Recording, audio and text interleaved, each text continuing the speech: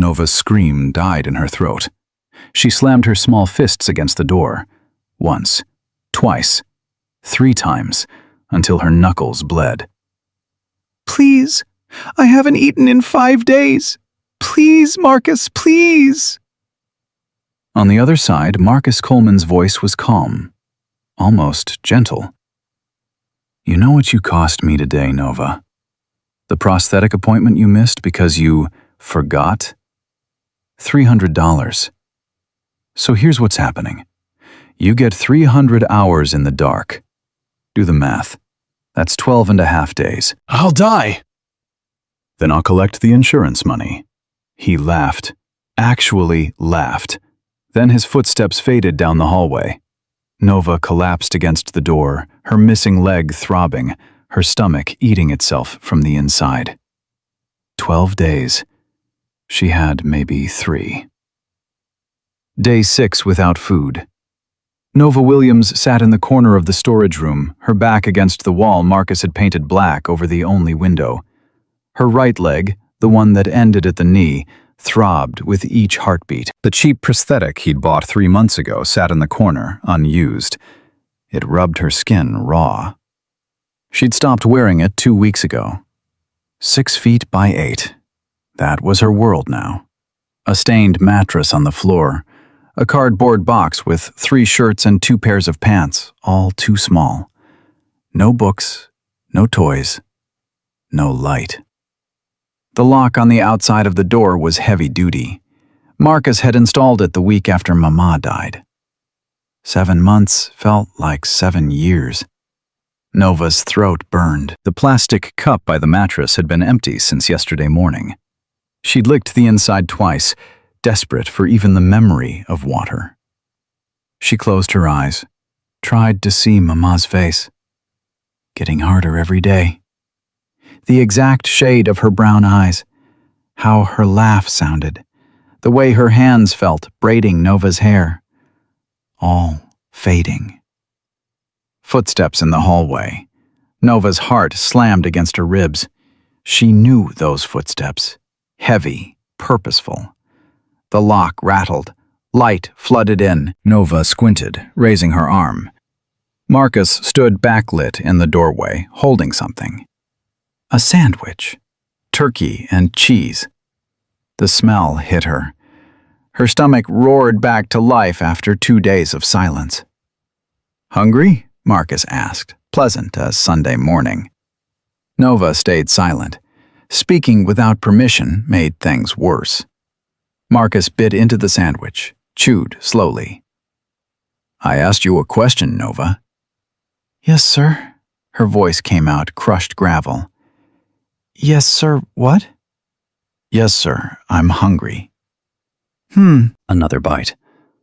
That's interesting, because I specifically remember telling you that food costs money. And what did I say about you and money? Nova's hands shook. You said I cost too much already. That's right. Medical bills, that fancy prosthetic you won't even wear, the medication after the accident, all of it coming out of my pocket.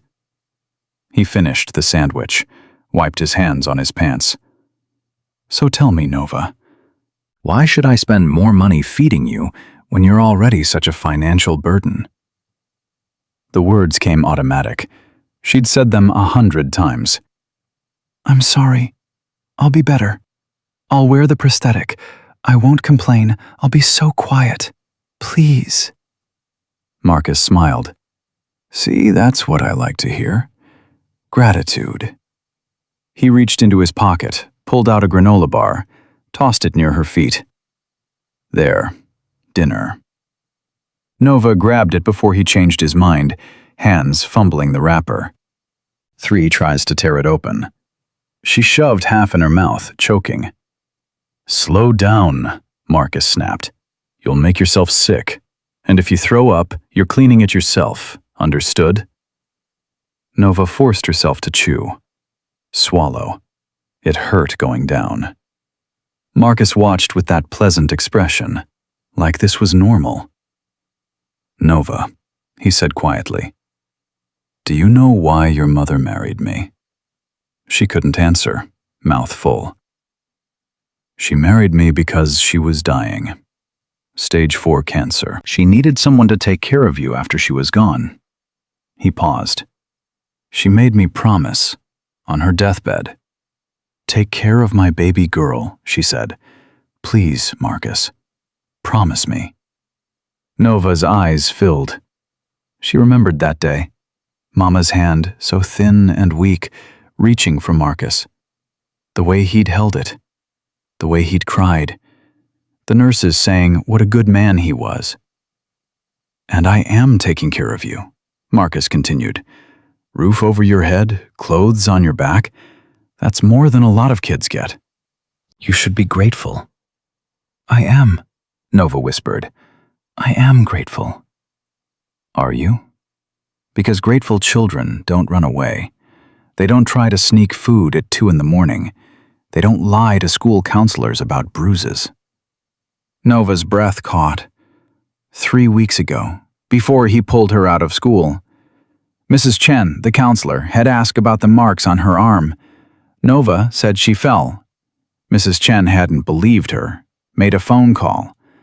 2 days later, a woman from Child Protective Services came, talked to Marcus, looked at Nova's room upstairs, the nice one she never actually slept in, the one Marcus kept perfect for inspections. The woman smiled, said everything looked fine, said Marcus was doing a wonderful job. She left. That night, Marcus moved Nova to the storage room permanently. I talked to Thomas today, Marcus said now. You remember Thomas from CPS? He called to check in, make sure you're settling in okay. I told him you're doing great, adjusting beautifully. He was so pleased to hear it. Nova's stomach twisted. Thomas Reed, the caseworker who'd closed her file, who believed every word Marcus said. Marcus crouched to her level, eyes cold. Here's what's going to happen. Tomorrow I have errands to run, business to take care of. You're going to stay here. Quiet. No banging, no screaming. Nobody can hear you anyway, but I don't like the noise. When I get back, if you've been good, I'll bring dinner. Maybe even let you shower. Sound good? Okay, Nova whispered. Okay, what? Okay, thank you, sir. Marcus stood. Good girl. Started to close the door, then paused. Oh, and Nova, I know what you're thinking. I can see it in your eyes. You're thinking maybe you'll try to run again. Maybe when I'm gone you'll find a way out. Break the window, pick the lock, something. He smiled. Don't. Because if you run, I'll find you. I always find you. And when I do, things will get much, much worse. You believe me? Nova nodded. Say it. I believe you. Smart girl. Door closed. Lock clicked. Darkness. Nova sat clutching the granola bar wrapper, crying without sound. She'd gotten good at silent tears. Tomorrow. Marcus would be gone tomorrow. Tomorrow was her only chance. Because Nova had heard something Marcus didn't know she'd heard. 2 nights ago, ear pressed to the crack under the door, listening to him on the phone in the kitchen. 300,000, he'd said, voice low and excited. That's the payout. All I need is the right timing. Make it look natural, an accident. Poor crippled kid couldn't get out of the way fast enough. Then he'd laughed. Who's going to question it? She's already damaged goods. Just another tragedy. Nova understood then. Really understood. Marcus wasn't just mean. He was going to kill her. Collect the insurance money. Just like he'd killed Mama. Nova pulled her knees to her chest. She was so small now, so thin, every bone visible. Ribs, spine, hip bones sharp under her skin. She thought about Mama, the last good day before everything went wrong, before the cancer diagnosis, before Marcus. They'd gone to the park. Mama pushed her on the swings. They had ice cream, chocolate. "Baby girl," Mama had said, wiping ice cream off Nova's chin. "I want you to remember something." No matter what happens, no matter how hard things get, you're stronger than you think. You hear me? You're my warrior princess, and warriors don't give up. Ever. Nova hadn't understood then. She understood now. Warriors don't give up. Tomorrow, when Marcus left, Nova would find a way out. She didn't know how. Door locked, window painted over and probably nailed shut. She was weak from hunger, could barely stand without getting dizzy. But she would try, because the alternative was staying here waiting to die. And Mama hadn't raised a quitter. Morning came with the sound of Marcus's truck starting in the driveway. Nova scrambled to the door, pressed her ear against it. Engine running, pulling away, sound fading. Gone. She turned to the room. Window was her best shot, had to be. She pulled herself up using the wall, left leg trembling. Without the prosthetic, moving hurt, but she'd gotten used to it. Hopped across the room, using the wall for balance. Reached the window. Paint thick, multiple layers. She scratched with her fingernails. Nothing. Needed something sharp. The mattress. Springs underneath. Maybe she could pull one out. 20 minutes of struggling, hands bleeding. But she got a spring loose. Metal cut her palm. Didn't care. Back to the window. Started scraping. Paint came off in tiny flakes. This would take hours. Days. She didn't have days. Nova attacked the window with desperate fury. Scraping until her hands bled, shoulders ached, wanted to scream with frustration. Finally. Small patch of glass. She could see through. Backyard. Fence. Freedom. Pushed the window. Pulled. Nothing. Nailed shut. Nova slammed her fist against the glass. Didn't break. Again. Again. Again. Small fist bouncing off thick pane. No good. The door. Solid wood. Heavy. Lock on the outside, but hinges on the inside. Remove the hinges. Take the whole door off. She went to work with the spring, prying at the hinge pins, hands shaking so badly she could barely hold the metal. Dizzy. Weak. Kept going. One pin came loose. Another. Third one stuck. Nova pulled, twisted, begged, wouldn't move. She sank to the floor, back against the door. Failed. Marcus would be home soon. He'd see what she tried. He'd be so angry. This time he might not wait, might not bother making it look like an accident. No, warriors don't give up. Nova forced herself to stand. One more try. Wedged the spring under the stuck pin, leveraged all her weight against it. Pin popped free. Door sagged on its frame. Nova pushed. Door swung open on the remaining hinge, creating a gap just wide enough to squeeze through. Out. The hallway looked huge. Strange, she hadn't been out in 3 weeks. Kitchen to the left, and there, gleaming in afternoon light, the refrigerator. No padlock. Marcus took it with him, probably thought she'd never escape the storage room. Nova hobbled to the fridge, pulled it open. Light spilled out, golden and beautiful. Food. So much food. Sandwich meat, cheese, orange juice, leftover pizza. Grabbed the orange juice, unscrewed the cap with shaking hands, drank straight from the jug. Most delicious thing she'd ever tasted. Cold, sweet, real.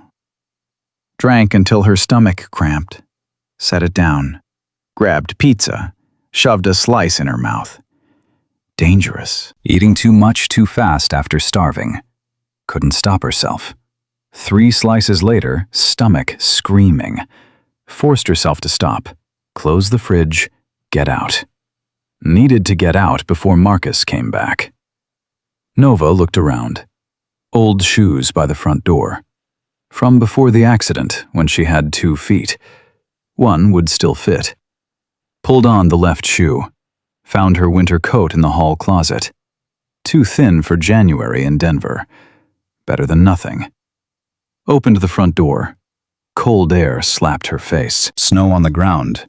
Gray sky threatening more. Nova stepped onto the porch, onto the sidewalk. Started moving, hop-walking on one leg, using parked cars and mailboxes for balance. No plan. Didn't know where she was going. Away. That was enough. 4 blocks later, her leg burned, arms shaking from supporting her weight, breathing hard. Each breath hurt in the cold air. Needed to rest, sit down. Up ahead, a restaurant, soul food place. Mama's Kitchen, the sign said. Light spilling from windows. People inside. People meant safety. People meant Marcus couldn't just grab her off the street. Nova pushed through the door. Warmth enveloped her. Smell of fried chicken and cornbread. Music playing low. Conversations humming. Then, slowly, all of it stopped. Everyone turned, stared at the small black girl in the doorway. One shoe, no prosthetic. Clothes hanging off her skeletal frame, bruises visible on every exposed inch of skin. Nova scanned the room. Family in the first booth. Parents and 3 kids. Mother's eyes went wide. "Excuse me," Nova said, voice barely carrying. "Can I sit with you, just for a little while?" Mother's face twisted. Not compassion. Disgust. "Brian," she hissed at her husband. "Do something." Father looked uncomfortable. "I'm sorry, sweetie. Family time. You need to find your parents." "I don't have parents. My mama died, and my stepdad—" "We can't help you," the mother said firmly. Held her children closer, like Nova carried disease. "Go ask the hostess. This isn't appropriate." Nova's eyes burned. She nodded, moved to the next table. Elderly couple, gray hair, kind faces. "Please," Nova said. "Can I sit here?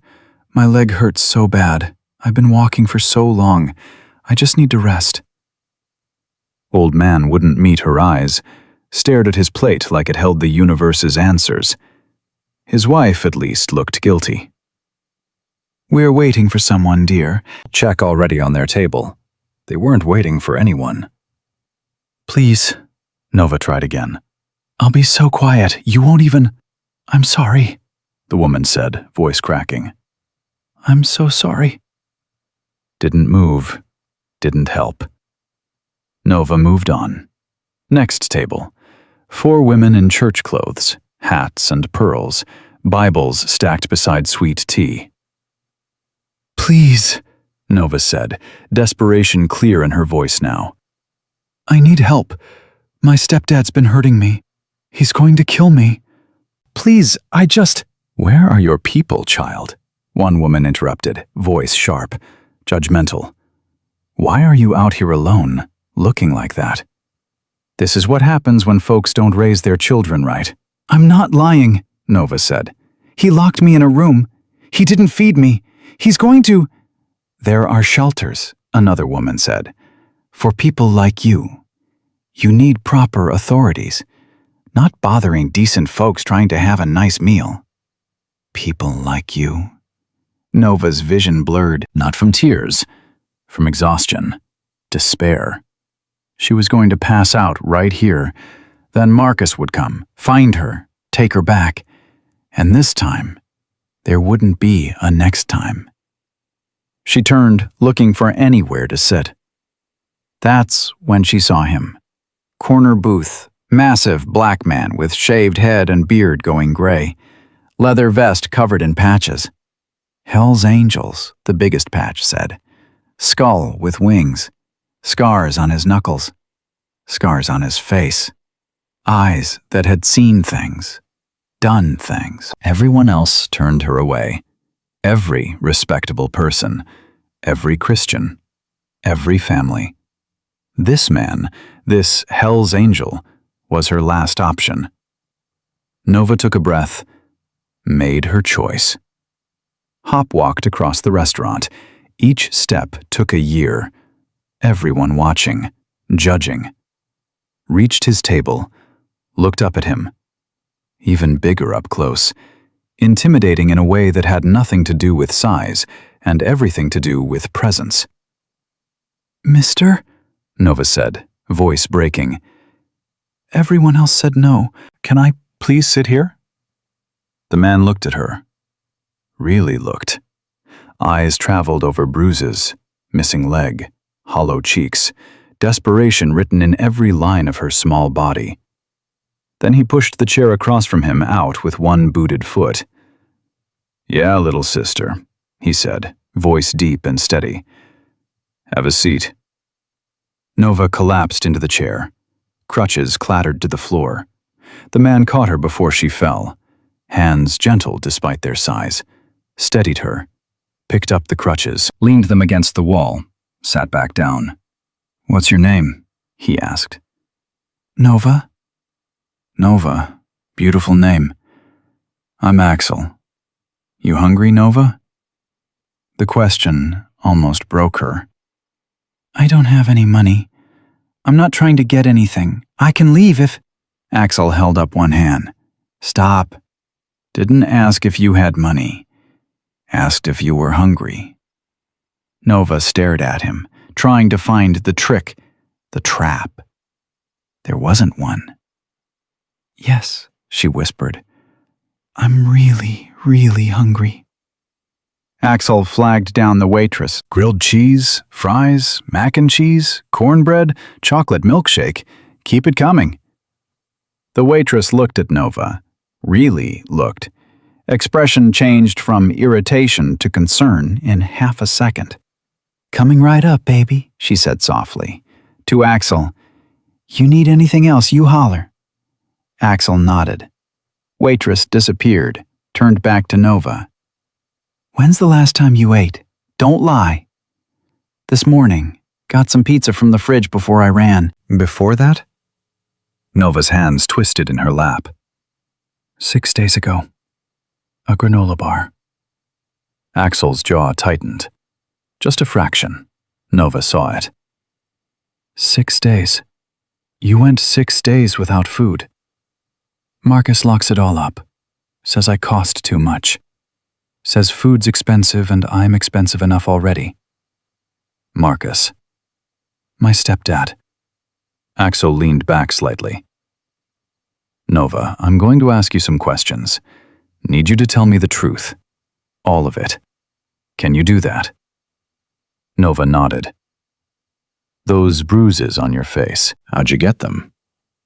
"I fell." Axel's eyes narrowed. Nova's face crumpled. "I fell because Marcus pushed me. He gets mad when I make noise with my crutches. Says I walk too loud. Says I breathe too loud. Says everything I do is wrong." "Your arm?" Axel nodded to the purple fingerprints circling her thin wrist. "He grabbed me when I tried to take food from the kitchen. 3 weeks ago. Before he put the padlocks on." "He put padlocks on your kitchen cabinets?" "And the refrigerator." "And my bedroom door. On the outside." Words tumbling out faster now. "He locks me in, sometimes for days. Longest was 5 days. No food, no water, no bathroom. I had to—" Voice broke. "I had to use the corner." Then he was so mad. Called me an animal. Said I was disgusting. Axel's hands curled into fists on the table. Food arrived. Waitress set it down gently. "You take your time, sweetheart. Nobody's rushing you." Nova grabbed the grilled cheese with both hands, bit into it like someone might take it away. Because in her experience, someone always took it away. Ate like a starving animal. eyes darting up every few seconds, checking Axel was still there. This was real. "Slow down," Axel said gently. "You'll make yourself sick. Food's not going anywhere. Promise." Nova forced herself to chew, swallow, hurt going down. Stomach had shrunk. "Nova," Axel said, "your leg. What happened?" Nova set down the sandwich. "Marcus ran over me with his truck." The whole restaurant went quiet. "Say that again," Axel said, voice dangerously soft. "He said it was an accident, that he didn't see me, that I was playing behind the truck and he was backing up and didn't check his mirrors." Nova's eyes filled with tears. "But Mr. Jenkins saw. He lives across the street. Told me later, after I came home from the hospital. Said Marcus looked in the mirror. Twice. Then put it in reverse anyway." And nobody did anything. "Mr. Jenkins called the police. They came, talked to Marcus. Marcus cried. Said it was a terrible accident. Said he'd never forgive himself. Police believed him." Nova's voice dropped to a whisper. "Everyone always believes him." Axel was silent for a long moment. Then, "How long ago did your mama die?" 7 months. "What did she die of?" Nova's hands shook so badly she had to set down the food. "Doctors said heart failure. But Mama was healthy. She ran marathons, never sick." Then Marcus started making her tea every night. "Special tea," he said, to help her relax. "Did your mama drink the tea?" At first she said it tasted funny. Marcus got really mad when she didn't drink it. So she started drinking it. Then she got sick. Really sick. They said her heart just stopped working. Axel pulled out his phone, started typing. "What are you doing?" Nova asked. "Making a call." Put the phone to his ear. "Reaper, Axel, need you and the brothers. Now. Soul food place on Claremont. Bring everyone." Pause. "No, I'm not in trouble, but a little girl is. We're going to fix it." Hung up. Nova's heart raced. "What's happening?" "What's happening is you're never going back to that house. Not tonight, not ever. Understand?" "But Marcus..." "Marcus is going to have a conversation with some friends of mine. After that conversation, he's never going to hurt you or anyone else ever again." Nova wanted to believe him. God, how she wanted to. But she'd learned adults lied. Promises meant nothing. Hope was dangerous. "You don't understand," she said. "Marcus is smart. He has friends, important friends. A man from CPS helps Marcus, makes the bad reports go away. Marcus has money and lawyers and..." "Nova," Axel's voice cut through her panic. "Look at me." She looked. "I've been to war, Afghanistan, 2 tours. Know what I learned? Scariest enemy isn't the one with the most weapons. It's the one with the most to lose. Right now, Marcus has everything to lose. His freedom, his reputation, his life. But what if he comes here? What if he finds me?" "Then he goes through me first." Axel leaned forward. "And little sister, nobody goes through me." Door chimed. 6 men walked in, all wearing the same leather vest, all built like they'd been carved from stone. Restaurant went silent. Really silent this time. Men spread out, taking positions, blocking exits, making it clear without words that this space was theirs now. One of them, older with gray beard and eyes like chips of ice, walked straight to Axel's table, looked at Nova. Expression changed. "This her?" he asked. "Yeah," Axel said. "This is Nova. Nova, this is Reaper. He's president of our club." Reaper crouched to Nova's level. Despite his size, scars, tattoos, patches that marked him dangerous, his voice when he spoke was gentle. "Hey there, little queen. You've had a real rough time, haven't you?" Nova nodded, not trusting her voice. "Well, that's over now. You're with family.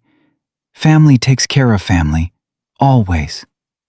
He stood, looked at Axel. "Tell me everything."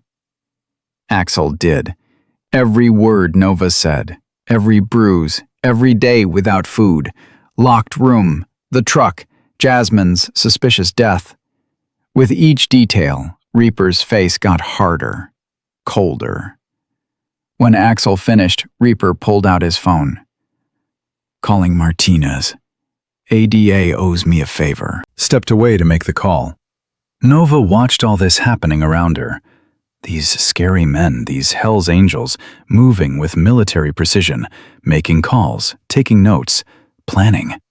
For her. Complete strangers, doing more in 10 minutes than CPS had done in 7 months. "Why?" she asked Axel. "Why are you helping me?" Axel looked at her for a long moment.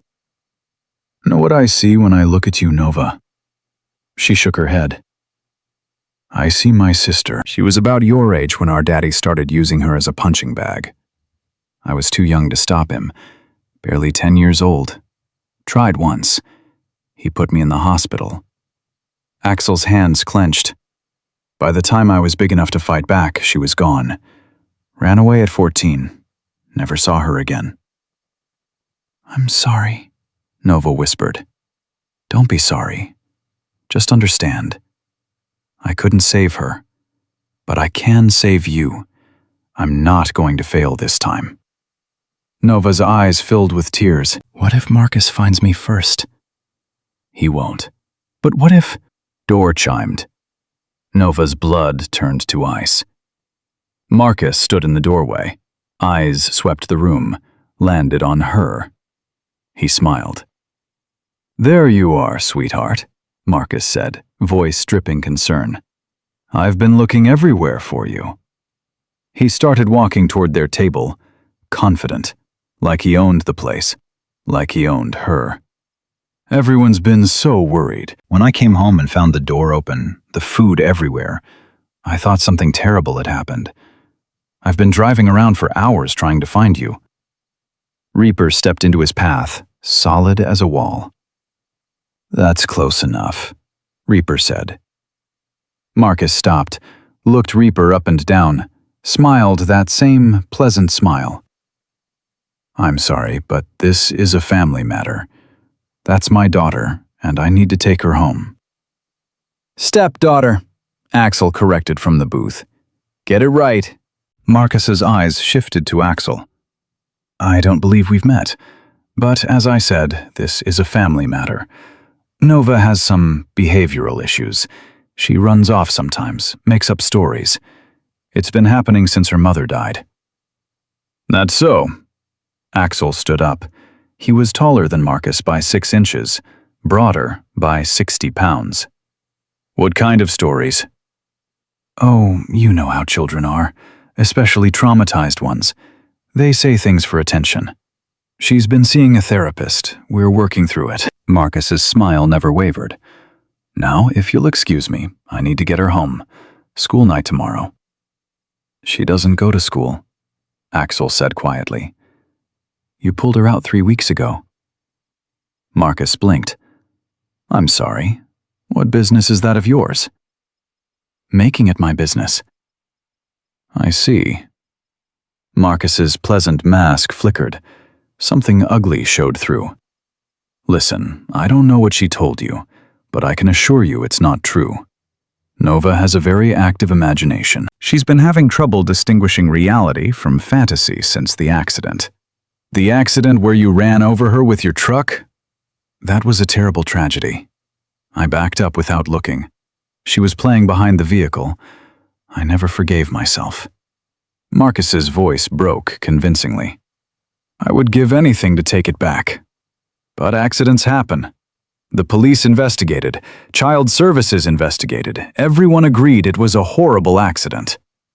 Funny thing about that, Reaper said. We talked to your neighbor, Mr. Jenkins. He saw the whole thing. Said you looked in your rearview mirror. Twice. Then put it in reverse anyway. Marcus went pale. Just for a second. Then the smile returned. Mr. Jenkins is 83 years old. His eyesight isn't what it used to be. He was mistaken. Was he mistaken about calling the police 3 times in the last 7 months? Reporting screaming from your house? Reporting a child who looked malnourished? I don't know what you're talking about. Of course you don't. Axel took a step closer to Marcus. Here's what I'm talking about. A 7-year-old girl with bruises all over her body. Fingerprint-shaped bruises. A 7-year-old girl who hasn't eaten in 6 days because you put padlocks on your refrigerator and cabinets. A 7-year-old girl you keep locked in a storage room with no windows. Marcus's jaw tightened. These are serious accusations. I hope you have proof, because I will be calling my lawyer. This is slander. This is the truth, Nova said quietly. Everyone turned to look at her. She'd stood up from the booth, small and thin and shaking, but standing. It's all true, she continued, voice stronger now. You locked me in that room. You didn't feed me. You hit me when I made noise. You said I cost too much money. You said I was a burden. Tears streamed down her face. And I heard you on the phone, 2 nights ago. You were talking about the insurance money. $300,000. You said you just needed the right timing. Make it look like an accident. You said nobody would question it because I'm already damaged goods. Marcus's face went white, then red. You little... He lunged forward, didn't make it 2 steps. Axel moved fast for a big man, grabbed Marcus by the collar, lifted him off the ground, slammed him against the nearest wall. Other diners scrambled away from their tables. You were saying? Axel asked quietly. Marcus gasped for air. This is assault. All of you saw. He's assaulting me. What I saw, the waitress said loudly, was a man lunging at a little girl. Me too, an older woman at the counter said. Same here, a man by the window added. Marcus's eyes darted around the room, finding no allies. You can't do this. I have rights. That's my stepdaughter legally. I have custody. You can't just... Here's what's going to happen, Axel said, voice deadly calm. You're going to leave this restaurant. You're going to go home. And you're going to wait. Wait for what? For the police. The real ones. The ones who are going to show up with warrants and questions and very little patience from men who hurt children. You can't prove anything. Can't we? Reaper held up his phone. Already got the hospital records from Nova's accident. Got the neighbor's statement. Got photos of that storage room you keep her in. And we're getting your wife's medical records right now. Because I'm betting Jasmine didn't die of natural causes. Did she, Marcus? Marcus's face went from red to gray. Jasmine had a heart condition. 29-year-old marathon runner with no family history drops dead of sudden heart failure? Reaper shook his head. We're having her body exhumed. Bet we find something real interesting in the toxicology. She was cremated, Marcus said automatically, then froze, realized what he'd just admitted. Was she now? Reaper smiled. It wasn't a nice smile. Interesting how you insisted on cremation 3 days after she died, before anyone could ask too many questions. Marcus was shaking now. I want a lawyer. I'm not saying another word without a lawyer. Fine by me. Axel released his collar, shoved him toward the door. Go get your lawyer. You're going to need the best one money can buy. Marcus stumbled, caught himself, turned back. This isn't over. She's mine, legally. Courts will give her back to me. They always do. And when they do, When they do what? Axel stepped forward. You going to finish the job? Kill her like you killed her mama? Collect that insurance money? Marcus's mouth opened, closed. Nothing came out. Get out, Axel said quietly. Before I forget, there are witnesses here. Marcus looked at Nova one last time. The pleasant mask was completely gone now. Pure hatred burned in his eyes. You're going to regret this, he said to her. Both of you. He walked to the door, stopped, turned back. By the way, Marcus said, pulling out his phone, I already called someone. He should be here any minute. Who? Reaper asked. Thomas Reed, my caseworker friend from CPS, the one who's been helping me. He's bringing the police, real police, not bikers playing vigilante. He's going to tell them exactly what I told him, that a group of motorcycle gang members assaulted me and kidnapped my stepdaughter. Door opened behind him. A man in his 40s walked in. Glasses, nice suit, official-looking badge clipped to his belt. That was fast, Marcus said, smiling again. Thomas, thank God you're here. These men attacked me and— Marcus Coleman? The man said. Yes, and I want these men arrested for— Marcus Coleman, you're under arrest for the murder of Jasmine Williams, attempted murder of Nova Williams, child abuse, fraud, and conspiracy. The man pulled out handcuffs. You have the right to remain silent. Marcus's face went slack. What? No, you don't understand. Thomas is supposed to— Thomas Reed is in federal custody, the man said calmly. Arrested about an hour ago for obstruction of justice, falsifying CPS reports, and accepting bribes to cover up child abuse. Turns out, he's been taking payments from you for the last 8 months. Made some very interesting phone calls when we brought him in. Gave us everything we needed. 2 uniformed officers walked in behind the detective. They grabbed Marcus's arms. No, Marcus said, struggling. No, this is wrong. This is all wrong. I didn't— We have your phone records, the detective continued. 37 calls to Thomas Reed in the weeks before Jasmine Williams died. We have text messages discussing how to make her death look natural. We have your computer search history. How long can a child survive without food? Untraceable poisons. Life insurance payout timeframes. Marcus went rigid. I want a lawyer. You'll get one. They started walking him toward the door, but I'll tell you what your lawyer is going to tell you. You're looking at life in prison, minimum. Colorado doesn't take kindly to people who kill their wives and try to kill children for insurance money. As they dragged him past Nova's booth, Marcus twisted to look at her one last time. This is your fault, he hissed. All of it. You should have died in that accident. You were supposed to. One of the officers yanked him forward. Keep moving. They took him out. The restaurant was dead silent. Nova stood frozen by the booth, trembling, staring at the door. Is it real? She whispered. Is he really gone? Yeah, little queen, Reaper said gently.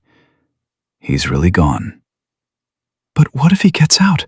What if his lawyer— He's not getting out, Axel said. He knelt down to her level. Nova, listen to me. That detective? His name is William Chen. He's been investigating Marcus for the last month, ever since a nurse at the hospital where your mama died flagged some irregularities in her medical records. What kind of irregularities? The kind that suggested she was poisoned. They ran tests on tissue samples they'd saved. Found thallium. It's a poison that mimics heart failure. Your mama didn't die of natural causes, Nova. She was murdered, and we just proved it. Nova's legs gave out. Axel caught her, pulled her into his arms. She sobbed into his shoulder. 7 months of grief and terror and hunger and pain, all of it pouring out at once. I knew, She choked out between sobs. I knew he killed her. I tried to tell them. Nobody believed me. Nobody listened. I believe you, Axel said. We all believe you. What happens now? Nova asked, pulling back to look at him. Where do I go? Axel glanced at Reaper. Some unspoken communication passed between them. For tonight, Reaper said, you're coming home with Axel. We already called a friend. Emergency placement. Paperwork's being filed as we speak. And after tonight? Axel took her small hands in his large ones. That depends. How would you feel about staying with me? Not just tonight. Longer. Maybe permanent. Nova stared at him. You want me? Even though I'm... She gestured to her missing leg. Even though I'm broken? You're not broken, Axel said firmly. You're a survivor. You escaped from a locked room, made it across town on one leg in the middle of winter, found help when everyone else turned you away. That's not broken, Nova. That's strength. But I don't have anything. No money, no family. I'm just... You have me, Axel interrupted. If you want, no pressure. You can think about it. But I meant what I said. You're not going back to that house, and you're not going into the system. Not if I can help it. Nova looked around the restaurant, at the Hells Angels standing guard, at the waitress who'd brought her food with kindness, at the detective who'd believed her story, at Axel, this scary-looking man with gentle hands and sad eyes who'd said yes when everyone else said no. Okay, she whispered. Okay? Okay, I want to stay with you. Axel's eyes got bright. Yeah? Yeah. Nova managed a tiny smile. Can I ask you something? Anything. What happens if I call you Dad? Axel went very still. You want to call me Dad? Only if it's okay. I know you're not my real dad. My real dad left before I was born. But you're more like a dad than anyone I've ever had. You make me food. You keep me safe. You don't hit me or lock me up or tell me I'm worthless. Her voice cracked. That's what dads are supposed to do, right? Axel pulled her back into his arms, held her tight. Yeah, baby girl. You can call me Dad. I love you, Dad. 3 words.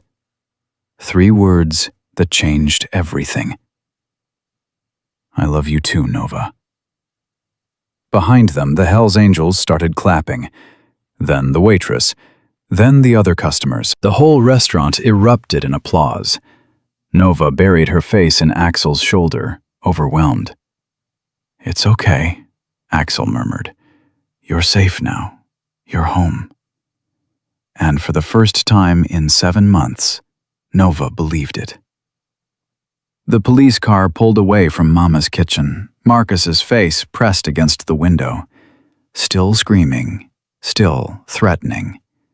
Nova watched until the red taillights disappeared into the snowy darkness. Then her legs gave out. Axel caught her before she hit the ground. I got you. I got you. Is it real? Nova whispered. Did that really just happen? Yeah, baby girl. It really happened. He's gone? He's gone. Nova buried her face in Axel's shoulder, started shaking. Not crying, just shaking like her body was trying to process 7 months of terror all at once. Detective Chen approached. Mr. Briggs, we need to talk about next steps. Axel looked up. Can it wait? She needs... I know, but there's paperwork. Emergency placement requires a judge's signature. I've got Judge Torres on standby, but she needs to see Nova. Tonight. Tonight? It's almost 8 o'clock. Torres doesn't care about the time. She cares about getting this right. Chen crouched down to Nova's level. Hey there. I'm Detective Chen. You did really good today. Really brave. Nova didn't respond. Couldn't. Her whole body was shutting down. Exhaustion, shock, relief. Too many emotions at once. She needs food, Axel said. Real food. And sleep. I know. But first, judge, Then doctor, then sleep. In that order. Chen stood. I've got a car outside. We can take her to the courthouse now. Whole thing should take maybe an hour. And after that?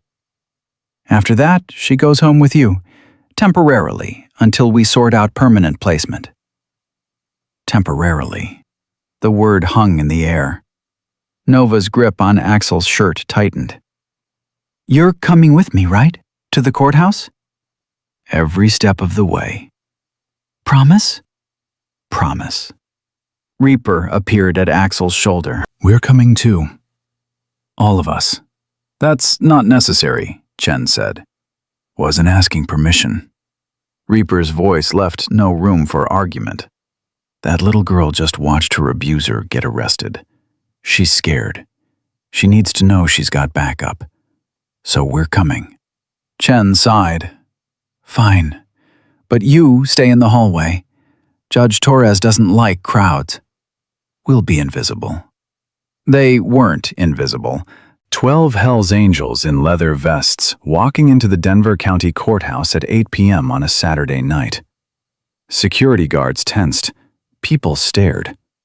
Nova clung to Axel's hand as they walked through the metal detectors. Why are they looking at us like that? Because they're not used to seeing bikers in a courthouse unless they're getting arrested. Are you going to get arrested? No, baby girl. We're the good guys tonight. You're the good guys every night, Nova said quietly. Axel's throat tightened. Thanks, kid. Judge Rebecca Torres was waiting in her chambers. Late 50s, gray hair pulled back tight, reading glasses on a chain around her neck. She looked up when they entered. Mr. Briggs? Yes, ma'am. And this must be Nova. Torres's expression softened. Come here, sweetheart. Sit down. Nova looked at Axel. He nodded. She hopped over to the chair across from Torres's desk, sat down carefully. Torres studied her for a long moment. Nova, I'm Judge Torres. Do you know why you're here? Detective Chen said something about paperwork. That's right, emergency placement paperwork. It means deciding where you're going to sleep tonight, and tomorrow night, and for the next little while until we figure out something permanent. Torres paused. Do you understand what I'm asking? You want to know if I want to stay with Axel? Do you? Yes, ma'am. Why? Nova's hands twisted in her lap. Because he's the only person who helped me. Everyone else said no. He said yes. That's a good reason. But Nova, you need to understand something. Mr. Briggs has a criminal record. He's a member of a motorcycle club that law enforcement considers dangerous. Some people might say he's not the right person to take care of a little girl. Nova's eyes flashed. Those people don't know him. Torres almost smiled. Fair point. Tell me this. Do you feel safe with Mr. Briggs? Yes. Has he hurt you? Threatened you? Made you uncomfortable in any way? No. He bought me food. He held my hand. He called his friends to help me. He stood between me and Marcus. Nova's voice got stronger. He did more in 1 hour than CPS did in 7 months. Torres leaned back in her chair. You're a smart kid, Nova. Smarter than most adults I meet. She looked at Axel. Mr. Briggs, you understand what you're signing up for. This isn't temporary babysitting. This is legal responsibility for a traumatized child who's going to need therapy, medical care, educational support. She's got one leg. She's malnourished. She's been through hell. Are you prepared for that? Axel met her gaze. Yes, ma'am. You have a steady income? I own a motorcycle repair shop. Business is good. Living situation? 3-bedroom house, paid off, 20 minutes outside the city. Support system? Axel gestured toward the door. You saw the 12 men in the hallway. Every one of them would take a bullet for her. Their wives are already planning shopping trips for clothes and school supplies. We take care of our own. And Nova is your own? Yes, ma'am. As of tonight. Torres was quiet for a moment. Then she pulled out a pen, started signing papers. I'm granting emergency placement for 30 days.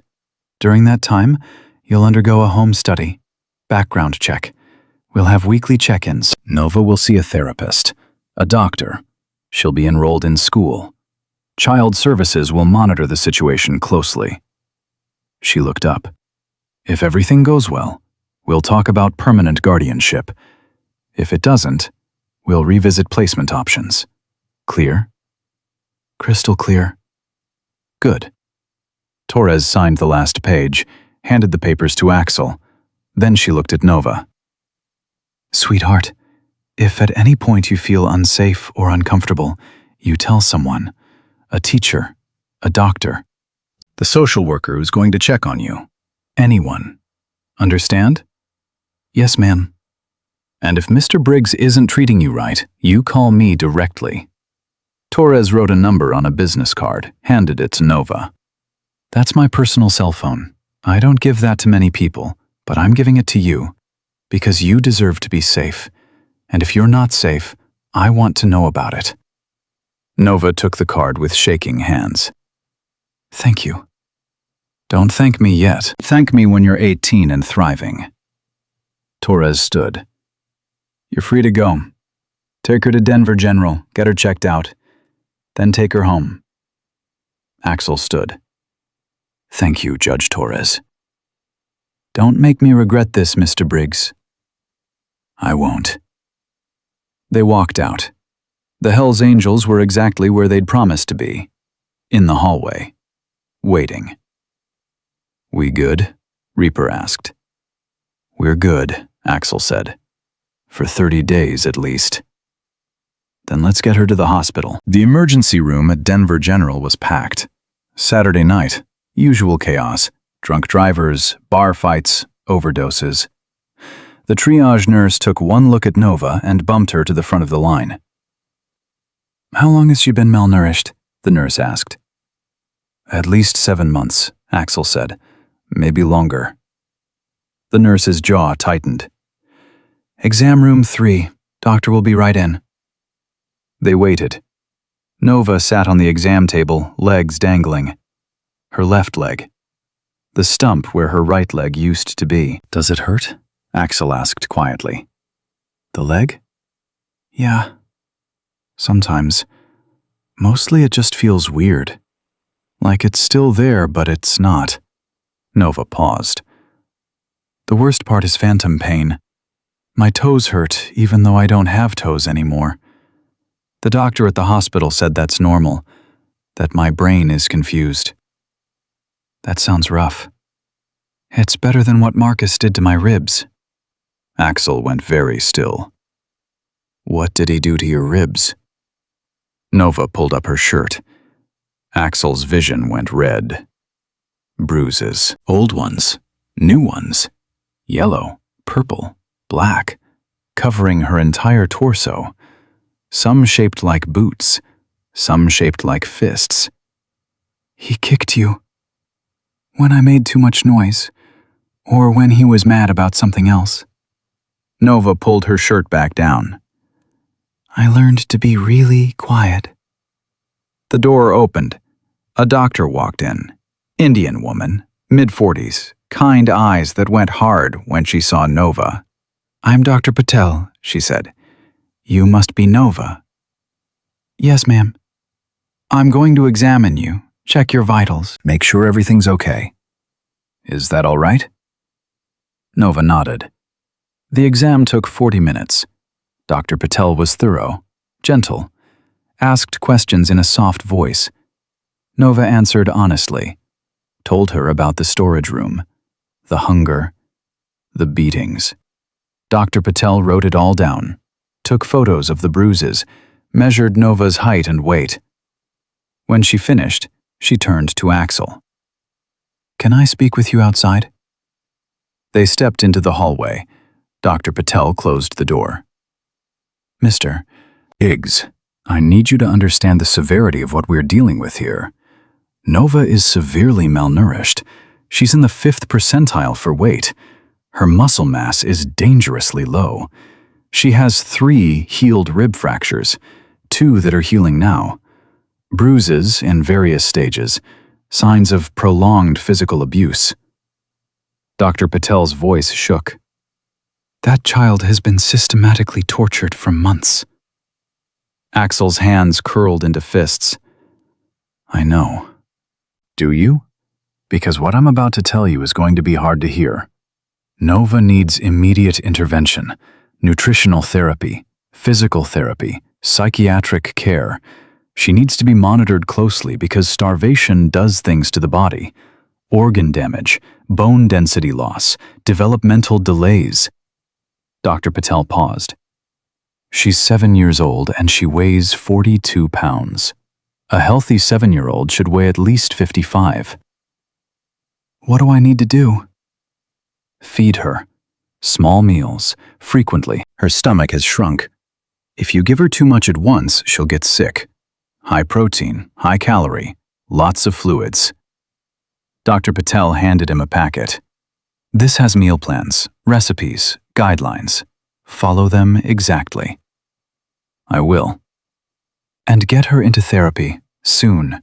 She's traumatized. She'll have nightmares, flashbacks, anxiety, maybe PTSD. She needs professional help." "I'll call tomorrow." Dr. Patel softened slightly. "You did a good thing tonight, Mr. Briggs, taking her in. Most people would have called CPS and walked away. CPS is what got her into this mess." "I know. I'm the one who flagged Jasmine Williams's death 8 months ago, told them the autopsy didn't add up. They ignored me." Anger flashed across her face. "So yeah, I'm glad Nova ended up with you instead of back in the system." They went back inside. Nova was curled up on the exam table, asleep, exhausted. Axel lifted her carefully. She didn't wake up, just curled into his chest like she belonged there. "Let's go home," he whispered. The house was dark when they pulled up, small ranch style, white siding, black shutters, nothing fancy, but clean, safe, warm. Axel carried Nova inside. Reaper and 2 other brothers followed. "Guest room's upstairs," Axel said. "First door on the right." Reaper headed up, came back down 60 seconds later. "Bed's made, heater's on. She's good to go." Axel climbed the stairs, laid Nova down gently, pulled the blanket over her. She stirred. "Axel?" "I'm here." "Don't leave." "I'm not leaving. I'm right downstairs." "No, stay here, please." Her eyes opened, filled with fear. "I can't be alone in the dark." Axel's heart broke. Okay, I'll stay." He pulled a chair next to the bed, sat down. Nova's small hand reached out, found his, held on tight. "Tell me it's real," she whispered. "What?" "All of it. That Marcus is in jail, that I'm here, that you're not going to change your mind." "It's real, Nova. All of it." "What if I wake up and I'm back in the storage room?" "You're not. You're never going back there." "But what if—" "Nova." Axel squeezed her hand gently. "Listen to me. You're safe. This is real. I'm real. And I'm not going anywhere." She was quiet for a moment. "Can I tell you something?" "Anything." "I don't know how to do this." "Do what?" "Be normal. Be a kid. I don't remember what that's like. Tears slipped down her cheeks. What if I mess it up? What if I'm too broken? Axel moved from the chair to the edge of the bed. You're not broken. You're hurt. There's a difference. Is there? Yeah. Broken means can't be fixed.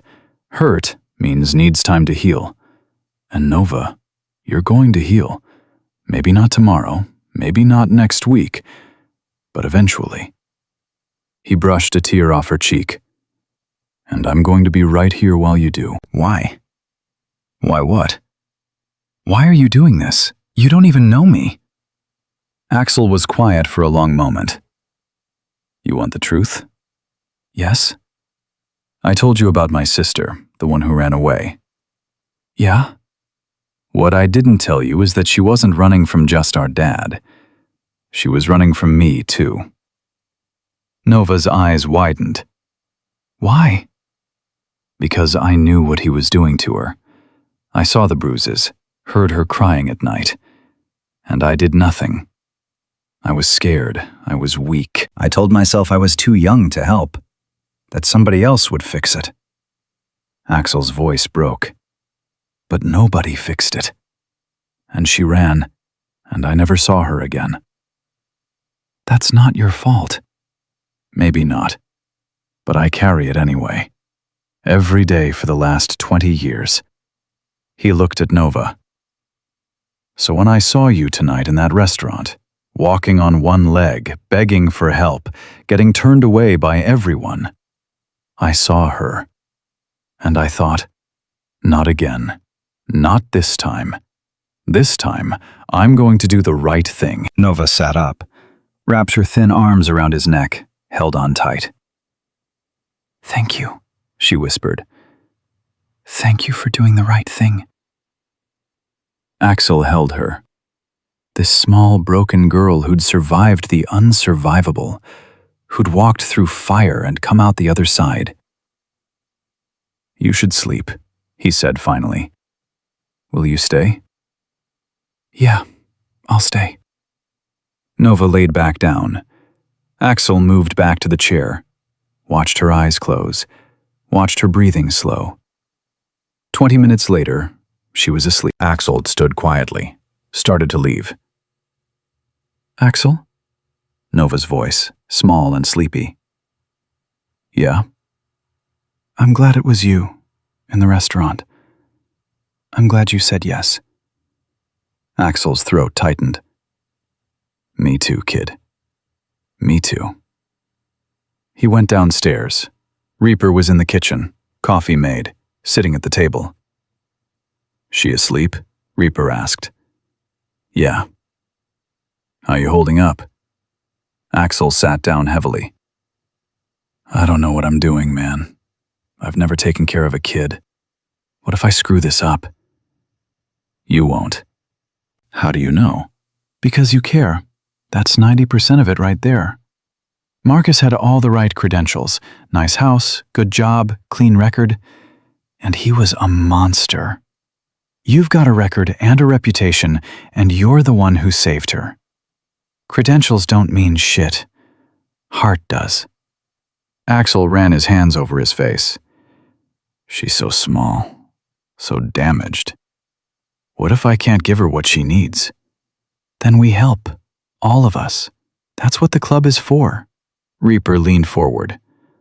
Listen to me. Nova didn't end up with you by accident. She chose you. Out of everyone in that restaurant, she chose the scariest-looking son of a bitch in the place. You know why? Why?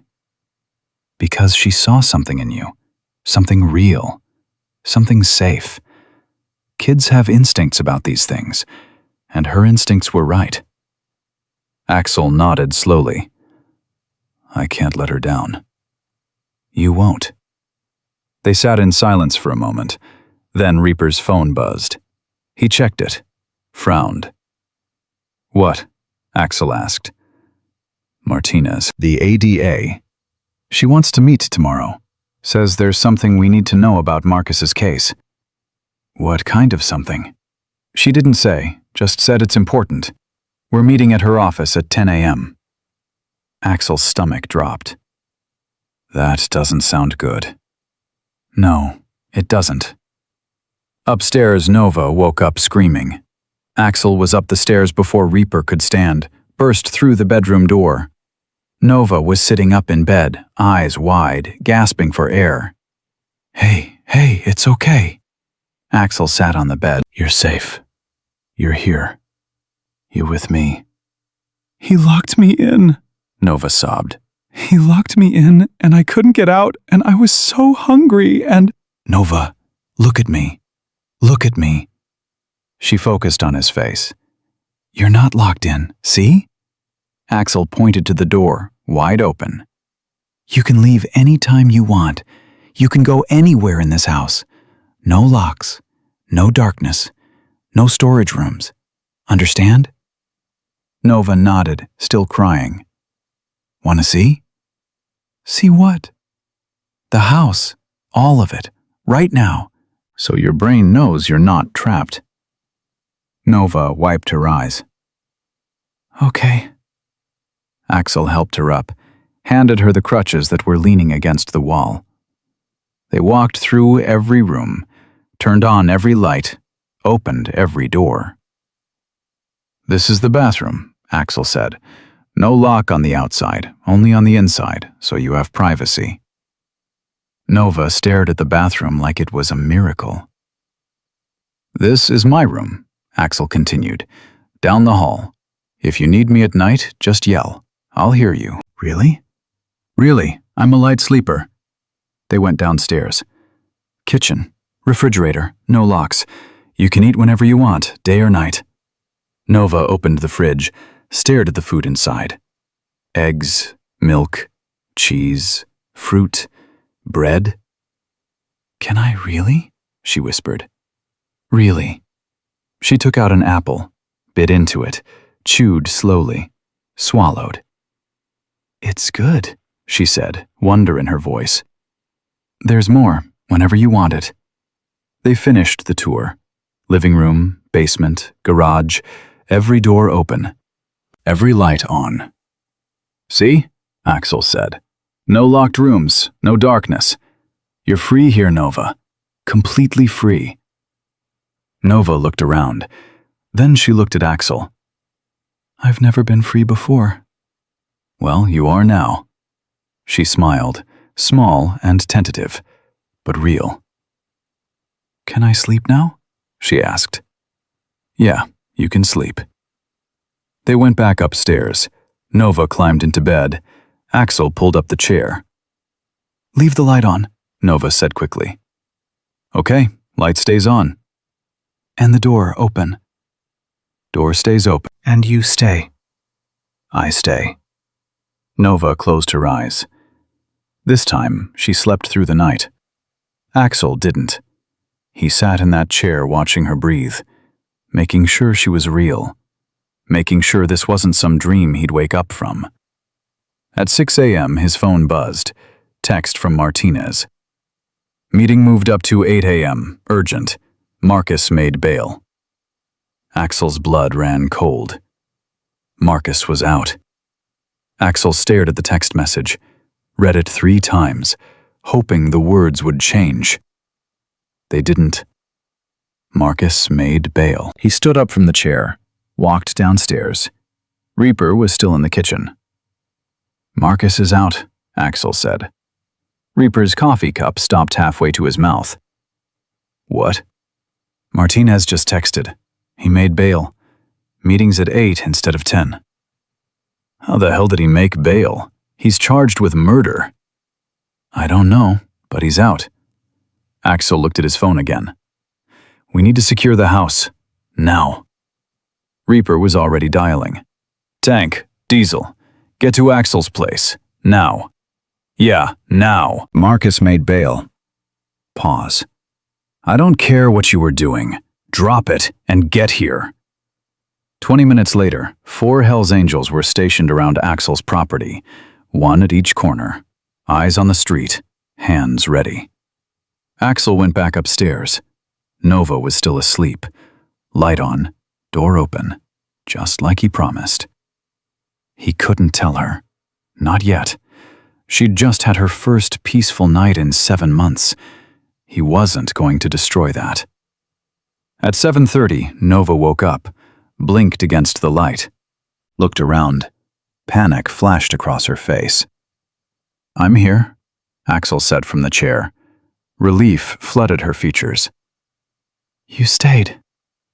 "I stayed." "All night?" "All night." Nova sat up. "What time is it?" 7:30. "I slept the whole night?" "You did." A smile broke across her face, real and bright. "I never sleep the whole night. I always wake up because I'm hungry, or because Marcus is making noise, or because—" She stopped. "Wait, Where is Marcus?" Axel's hesitation lasted half a second too long. Nova's smile vanished. "What happened?" "Nothing happened. He's still in jail." "You're lying. I can tell when adults lie. What happened?" Axel sighed. No point lying to a kid who'd survived by reading people. "He made bail. He's out. But he's not coming anywhere near you. I've got 4 brothers outside watching the house. He shows up, we'll know." Nova's hands started shaking. "He's going to come here." "No, he's not." "Yes, he is. He always finds me. Always." She threw off the blanket, grabbed her crutches. "We need to leave. We need to go somewhere he can't—" "Nova, stop." Axel caught her shoulders gently. "We're not running. You're safe here." "I'm not safe anywhere. Don't you get it? He has money. He has lawyers. He has Thomas Reed's replacement, who's probably just as corrupt." Tears streamed down her face. "The system doesn't work for kids like me." "Then we don't use the system. We use something better." "What's better than the system?" "People who actually give a damn." Axel wiped her tears with his thumb. "Listen to me. Marcus might be out on bail, but he's being watched. By the police, by us, by everyone. He makes one wrong move, he goes right back to jail. And this time, no bail." "You can't promise that." "You're right, I can't. But I can promise this. He will never touch you again. Ever. That's not the system talking. That's me." Nova searched his face. "What if you're wrong? Then I die making sure he doesn't get to you. How's that for a promise?" She threw her arms around his neck, held on like he was the only solid thing in a collapsing world. "I don't want you to die," she whispered. "I don't plan on it. But Nova, you need to understand something. Some things are worth fighting for, worth dying for. You're one of those things." She pulled back, looked at him with those old, tired eyes. "Nobody's ever said that to me before." "Then everybody else was wrong." At 8 a.m. sharp, Axel and Reaper walked into ADA Martinez's office. She was waiting, papers spread across her desk, expression grim. "How did he make bail?" Axel demanded before she could speak. "Sit down," Martinez said. "I don't want to sit down. I want to know how a man charged with murder and attempted murder is walking free." "Sit down." Martinez's voice left no room for argument. They sat. Martinez leaned back in her chair. "Marcus didn't make bail on his own. Someone posted it for him. $250,000. Cash." "Who?" Reaper asked. "We don't know yet. It was done through a bail bondsman who's refusing to cooperate. Says attorney-client privilege. We're working on a court order, but it's going to take time," Axel finished. "And meanwhile, Marcus is out there. With an ankle monitor. He's not supposed to go within 500 feet of Nova or your property. He violates that, he goes straight back to jail." 500 feet isn't enough." "I know. but it's what the judge granted. Martinez paused.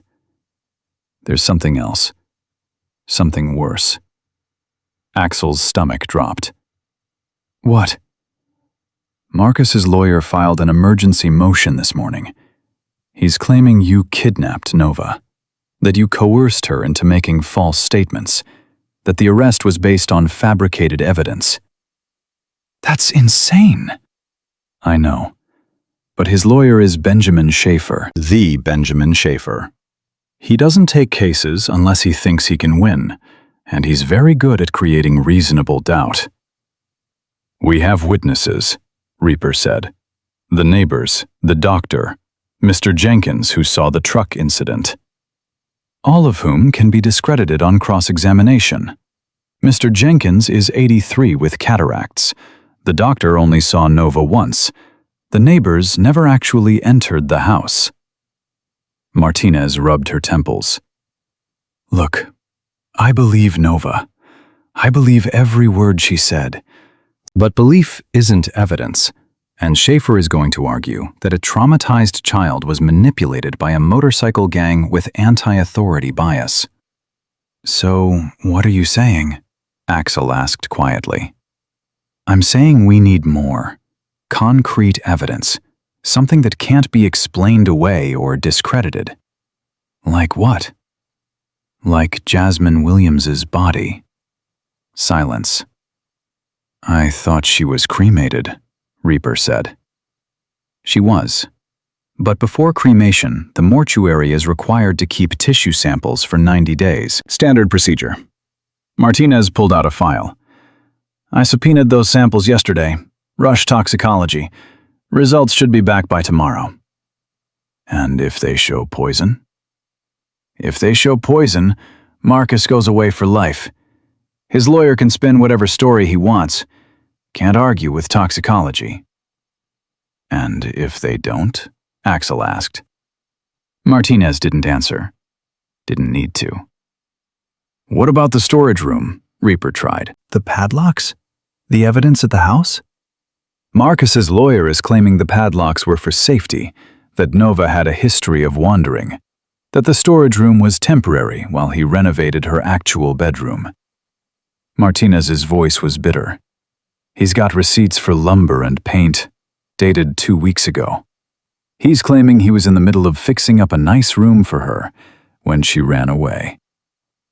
That's a lie. Prove it. In court. Beyond reasonable doubt, with a lawyer like Schaefer poking holes in every piece of evidence. Martinez leaned forward. I'm not giving up, but I need you to understand what we're facing. This isn't open and shut. This is going to be a fight. Axel stood. Then we fight. There's one more thing. Martinez hesitated. The emergency hearing is set for tomorrow morning, 10 a.m. Judge is going to decide whether Nova stays with you or goes into state custody pending the investigation. State custody? You mean foster care? Yes. Absolutely not. She's not going back into the system that failed her. That's not your decision. It's the judge's. Martinez's expression softened. Look, I'm on your side, but you need to be realistic. You've known Nova for less than 24 hours. You have a criminal record. The optics aren't great. The optics? Axel's voice was dangerous. A little girl was starved and beaten for 7 months while CPS did nothing. And you're worried about optics? I'm worried about winning. There's a difference. Martinez stood. Go home. Take care of Nova. Let me do my job. And pray that toxicology comes back positive. They left, drove back in silence. Halfway home, Axel's phone rang. Unknown number. He answered. Yeah? Mr. Briggs? A woman's voice, professional, cold. Who's this? My name is Patricia Henley. I'm the social worker assigned to Nova's case. I need to schedule a home visit. When? Today. This afternoon, 2 p.m. That's fine. Mr. Briggs, I should warn you. I'll be conducting a thorough inspection. I'll need to see Nova's bedroom, speak with her privately. Assess whether your home is appropriate for a child. It's appropriate. I'll make that determination, not you. A pause. I've read the file. I know about your record. I know about your club affiliation. I want to be very clear. If I find anything that suggests Nova is in danger or an unsuitable environment, I will remove her immediately. She's safer with me than she's ever been. We'll see. 2 p.m. Don't be late. She hung up. Problem? Reaper asked. Social worker, coming at 2. What do you need? I need that house to look like a normal home, not a biker clubhouse. Reaper made a call. We're on it. By 1 p.m., Axel's house had been transformed. The brothers had removed anything that screamed Hell's Angels, cleaned everything, stocked the fridge with kid-friendly food, set up Nova's room with stuffed animals, books, toys that someone's daughter had outgrown. Nova watched the activity with wide eyes. What's happening? Social worker's coming. Needs to see that you're being taken care of. What if she doesn't think I am? Then we convince her otherwise. At 1:55, a silver sedan pulled up. Woman in her 40s stepped out. Clipboard, stern expression. Axel met her at the door. Miss Henley. Mr. Briggs? She didn't shake his hand, just walked past him into the house. Where's Nova? Living room. Nova was sitting on the couch, hands folded in her lap, looking small and scared. Patricia's expression didn't change. Hello, Nova. I'm Ms. Henley. I'm here to make sure you're okay. Is that all right? Nova nodded. Can you show me your room? They went upstairs. Patricia inspected everything. Opened drawers, checked the closet, ran her finger along surfaces checking for dust. Where did all these toys come from? She asked.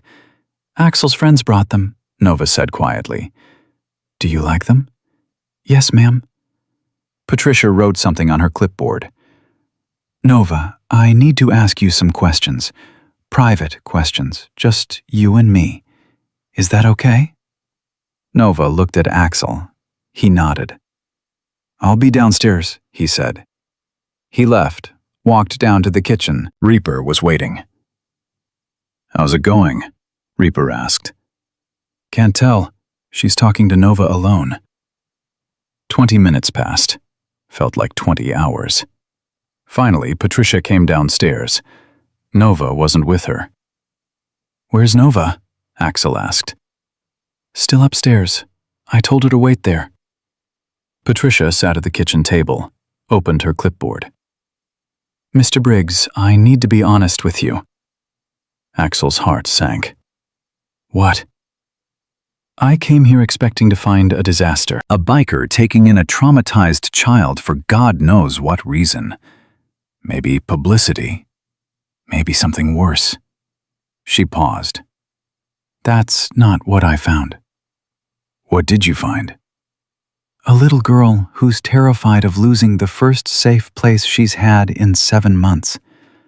A child who talked about you with more trust and affection than most kids show their actual parents. Patricia's expression softened. She showed me her room, told me about the tour you gave her last night, opening every door, turning on every light, teaching her she wasn't trapped. She had nightmares, thought she was still locked in that storage room. And you stayed with her all night, in a chair. She told me that too. Patricia closed her clipboard. Mr. Briggs, I'm going to recommend that Nova remain in your care. Axel couldn't breathe. Really? Really. But understand this, I will be checking in weekly. If anything changes, if I see any red flags, anything that suggests Nova isn't safe or isn't being cared for properly, I will remove her immediately. Clear? Crystal. Good. Patricia stood. One more thing. Nova needs therapy. Soon. I have a list of trauma specialists who work with children. I'd like her to start sessions within the week. I'll call tomorrow. See that you do. Patricia walked to the door, stopped, turned back. For what it's worth, Mr. Briggs, I think you're doing something extraordinary. Most people wouldn't take on a child with Nova's level of trauma, especially not a stranger. She's not a stranger anymore. Patricia almost smiled. No, I don't suppose she is. After she left, Axel went upstairs. Nova was sitting on the bed, waiting. What did she say? Nova asked. She said you can stay. Nova's face lit up. Really? Really. She jumped off the bed, threw herself into his arms. I was so scared she was going to take me away. She's not taking you anywhere. Promise? Promise. That night, they had dinner together. Real dinner. Grilled chicken, mashed potatoes, green beans. Nova ate slowly. Small bites, but she ate. This is good, she said. Thanks. Learned to cook in the Marines. Had to. Mess hall food was terrible. You were in the military? Yeah, Marines. 2 tours in Afghanistan. Nova was quiet for a moment. Did you see bad things there? Yeah, I did. Do you have nightmares? Axel looked at her, this 7-year-old asking questions most adults wouldn't dare. Sometimes. What do you do when you have them? I remember that I'm not there anymore, that I'm here, that I'm safe. He paused. Same thing I told you last night. Does it work? Most of the time. Nova pushed her mashed potatoes around her plate. I'm scared about tomorrow. The hearing. Me too. What if the judge says I have to go to foster care? Then we appeal. We fight. We don't give up. But what if we lose? Axel reached across the table, took her hand. Nova, listen to me. Even if the worst happens, even if some judge makes a stupid decision and sends you to foster care temporarily, I will not stop fighting for you. I will show up to every hearing, every meeting, every supervised visit. I will do everything in my power to get you back. Understand? Why? Because you're my kid now, and I don't give up on my kid. Nova's eyes filled with tears. I wish you were my real dad. Who says I'm not? What do you mean? Family isn't always blood. Sometimes it's choice. And I choose you. You choose me. That's as real as it gets. Nova came around the table, climbed into his lap, put her head on his shoulder. I love you, Dad, she whispered. Axel held her tight. I love you too, baby girl. Later that night, after Nova was asleep, Axel sat in the kitchen with his phone, staring at Martinez's number. He dialed. She answered on the second ring. Briggs? Yeah, any word on the toxicology? Not yet. Lab said first thing tomorrow morning. Tomorrow morning? Hearing's at 10. I know, it's going to be close. Martinez paused. How's Nova? Scared. Trying to be brave. She's lucky to have you. I'm the lucky one. Axel rubbed his face. Martinez, I need to know, realistically, what are our chances tomorrow? Silence. Then, 50-50. Maybe less. You're up against a good lawyer with a client who looks sympathetic on paper. Widower, sole caretaker, claims he was doing his best under difficult circumstances. He tortured her. I know. But proving it beyond reasonable doubt is different than knowing it. Martinez sighed. Get some sleep, Briggs. Tomorrow's going to be a long day. She hung up. Axel didn't sleep. Sat in that kitchen all night, thinking, planning, preparing for the worst. At 3 a.m., his phone buzzed. Text from an unknown number. He opened it. Photo. Of his house. Taken from the street. Recent. Maybe an hour ago. Below the photo, a message. She belongs to me, and I always get what's mine. Marcus. Axel was out the door before his brain caught up with his body. Tank was stationed at the front corner of the property. Did you see anyone? Axel demanded. No, street's been quiet all night. Someone just texted me. Photo of the house, taken within the last hour. Tank's hand went to his weapon. From where? I don't know, but Marcus is watching. Want me to do a sweep? Yeah, full perimeter, now. Tank radioed the other brothers. They swept the property, found nothing. No one. But the message was clear.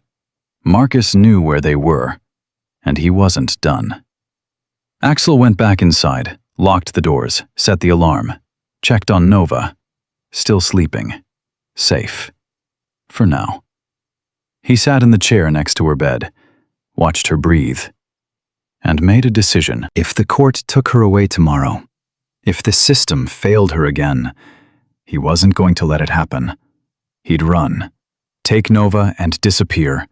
Mexico, Canada, somewhere Marcus and his lawyers and the broken system couldn't reach. It was illegal. It was dangerous. It would make him a fugitive. But Nova was worth it. Some things were worth burning your whole life down for, and she was one of them. At 6 a.m., Axel's phone rang. Martinez. Tell me it's good news, he said. Toxicology came back. And? Thallium. High levels. Jasmine Williams was poisoned, no question. Axel closed his eyes. So we have him. We have him for Jasmine's murder, but Briggs, the hearing today isn't about Marcus. It's about you. Whether you're fit to care for Nova. The toxicology helps our case, but it doesn't guarantee anything. What are you saying? I'm saying prepare for anything. Hope for the best, plan for the worst. At 9 a.m., Axel woke Nova, helped her get dressed. Navy blue dress that one of the brothers' wives had bought. Hair brushed and braided. She looked beautiful. And terrified. I don't want to go, she said. I know. Can't we just stay here? Pretend like the hearing doesn't exist? That'll make things worse. How can things get worse? Axel didn't have an answer for that. They drove to the courthouse. The Hells Angels were already there, 12 of them, standing in formation on the courthouse steps. Nova's hand tightened on Axel's. Why are they here? Because you're family, and family shows up. Inside, the courtroom was packed. Marcus on one side with Benjamin Schaefer, expensive suit, confident smile. Axel and Nova on the other with Martinez. Judge Torres entered. Everyone stood. Be seated, Torres said. She looked at the crowded courtroom, at the Hells Angels filling the back rows, at Marcus with his fancy lawyer, at Nova, small and scared. This hearing will determine temporary placement of Nova Williams, pending the outcome of the criminal case against Marcus Coleman. Torres opened a file. I've reviewed the reports from Ms. Henley, from Dr. Patel, from Detective Chen. I've read the toxicology results that came in this morning. Schaefer stood. Your Honor, those toxicology results are prejudicial to my client's case and should not be considered in this hearing, which is solely about— Sit down, Mr. Schaefer. Torres's voice was ice. I'll tell you what's prejudicial. A dead woman with poison in her system and her widower collecting a $200,000 life insurance payout. Your Honor, I said sit down. Schaefer sat. Torres looked at Nova. Sweetheart, can you come up here? Nova looked at Axel. He nodded. She stood, grabbed her crutches, made her way to the judge's bench. Torres leaned down, spoke softly. Nova, I need to ask you something, and I need you to tell me the truth. Do you feel safe with Mr. Briggs? Yes, ma'am. Has he hurt you? Scared you? Made you feel uncomfortable? No, ma'am. He's been nice to me. He feeds me. He stays with me when I have nightmares. He doesn't lock doors or yell or hit. And where do you want to live? With Axel? With my dad? Marcus made a sound, half laugh, half sob. She's been brainwashed. Your Honor, you can't possibly. Mr. Coleman, one more outburst and I'll have you removed from this courtroom. Torres looked back at Nova. Thank you, sweetheart. You can sit down. Nova went back to her seat. Axel put his arm around her. Torres closed the file. I've made my decision. The courtroom held its breath. Based on the evidence presented, Judge Torres said, the toxicology reports, the medical evaluations, and most importantly, Nova's own testimony, I am granting temporary custody to Axel Briggs for a period of 90 days. Nova gasped. Axel pulled her closer. Marcus shot to his feet. Your Honor, this is outrageous. That man is a criminal. He's... Mr. Coleman, you are currently under investigation for the murder of your wife and the attempted murder of your stepdaughter. I suggest you sit down and be grateful you're not in handcuffs right now. Schaefer grabbed Marcus's arm, pulled him back down, whispered urgently in his ear. Torres continued. During this 90-day period, Mr. Briggs will undergo a full home study. Nova will continue therapy. Ms. Henley will conduct weekly visits. At the end of 90 days, we'll reconvene and determine permanent placement. She looked at Marcus. Mr. Coleman, you are hereby ordered to maintain a distance of no less than 1,000 feet from Nova Williams and from Mr. Briggs's residence. You are to have no contact, direct or indirect. Violation of this order will result in immediate arrest. Clear? Marcus's jaw was clenched so tight, it looked like it might crack. Yes, Your Honor. Good. Court is adjourned. The gavel came down. Nova turned to Axel, threw her arms around his neck. We won. Yeah, baby girl. We won. Martinez came over. Congratulations, but remember this is temporary. 90 days. We still have to prove you're the best permanent option. I will be. I know. Just don't mess it up. She looked at Nova. You did good in there, sweetheart. Real good. Nova smiled. Small, but real. They walked out of the courtroom. The Hells Angels were waiting in the hallway. Reaper stepped forward. Well? 90 days, Axel said. Temporary custody. The brothers erupted in cheers, slapping Axel's back, telling Nova how brave she was.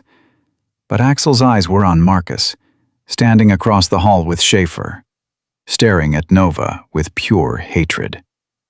Schaefer said something. Marcus nodded. They turned and walked away. That's not over, Reaper said quietly. I know. They went home. Nova was quiet in the truck. Too quiet. You okay? Axel asked. I don't know. I thought I'd be happy. But I just feel scared. Scared of what? That it's not real. That I'm going to wake up and be back in that storage room. Or that Marcus is going to find a way to get me back. She looked at him. 90 days isn't forever. No, but it's 90 days for me to prove I'm the right person to take care of you. And I'm going to prove it. What if you can't? Then I'll prove it again. And again, as many times as it takes. Nova was quiet for a moment. Can I ask you something? Anything. What happens if Marcus gets out of the murder charge? What if his lawyer finds a way? Axel's hands tightened on the steering wheel. Then we deal with it. Together. But what if... Nova. He pulled over, turned to face her. I need you to listen to me. Really listen. Marcus might have money. He might have lawyers. He might have people helping him. But he doesn't have what we have. What do we have? The truth. And people who believe it. And a whole lot of stubborn. He smiled. You don't give up. I don't give up. That makes us a pretty good team. Nova smiled back. Yeah, I guess it does. They got home. Tank was waiting on the porch. Everything good? He asked. 90 days temporary custody, Axel said. That's great. But we've got a problem. Axel's stomach dropped. What kind of problem? Someone was here, while you were at court. Tried the doors. Looked in the windows. Neighbor across the street saw them, called it in. Description? White male, 40s, driving a gray Honda Civic. Marcus drove a gray Honda Civic. He violated the restraining order, Axel said. Neighbor couldn't get a plate, but yeah, pretty sure it was him. Axel pulled out his phone, called Martinez. She answered immediately. What's wrong? Marcus was at my house during the hearing. Neighbor saw him. Can the neighbor identify him? Saw a white male in his 40s driving a gray Civic. That's Marcus's car. But no positive ID? No. Martinez cursed. Without a positive ID, we can't prove it was him. Could have been anyone. You know it was him. What I know and what I can prove in court are two different things. She paused. I'll send a patrol car to do extra passes, but Axel, you need to be careful. Marcus is desperate. Desperate people do stupid things. I'm always careful. Be more careful. She hung up. Axel looked at Tank. I need round-the-clock security, at least until the trial. You got it. I'll set up a rotation. 2 men, 24/7. Thanks. Tank headed out. Axel went inside. Nova was in the kitchen, making herself a sandwich. Small, careful, like she was still afraid someone would take it away. You hungry? He asked. A little. Want me to make you something? I can do it. You don't have to wait on me. I know I don't have to. I want to. He started pulling out ingredients. How about grilled cheese with tomato soup? That sounds really good. They cooked together. Nova watched his every move, learning, soaking it up. My mom used to make grilled cheese, she said quietly, before she got sick. She'd cut them into triangles, said they tasted better that way. Axel cut her sandwich into triangles. Your mom was right. Nova smiled, sad and sweet.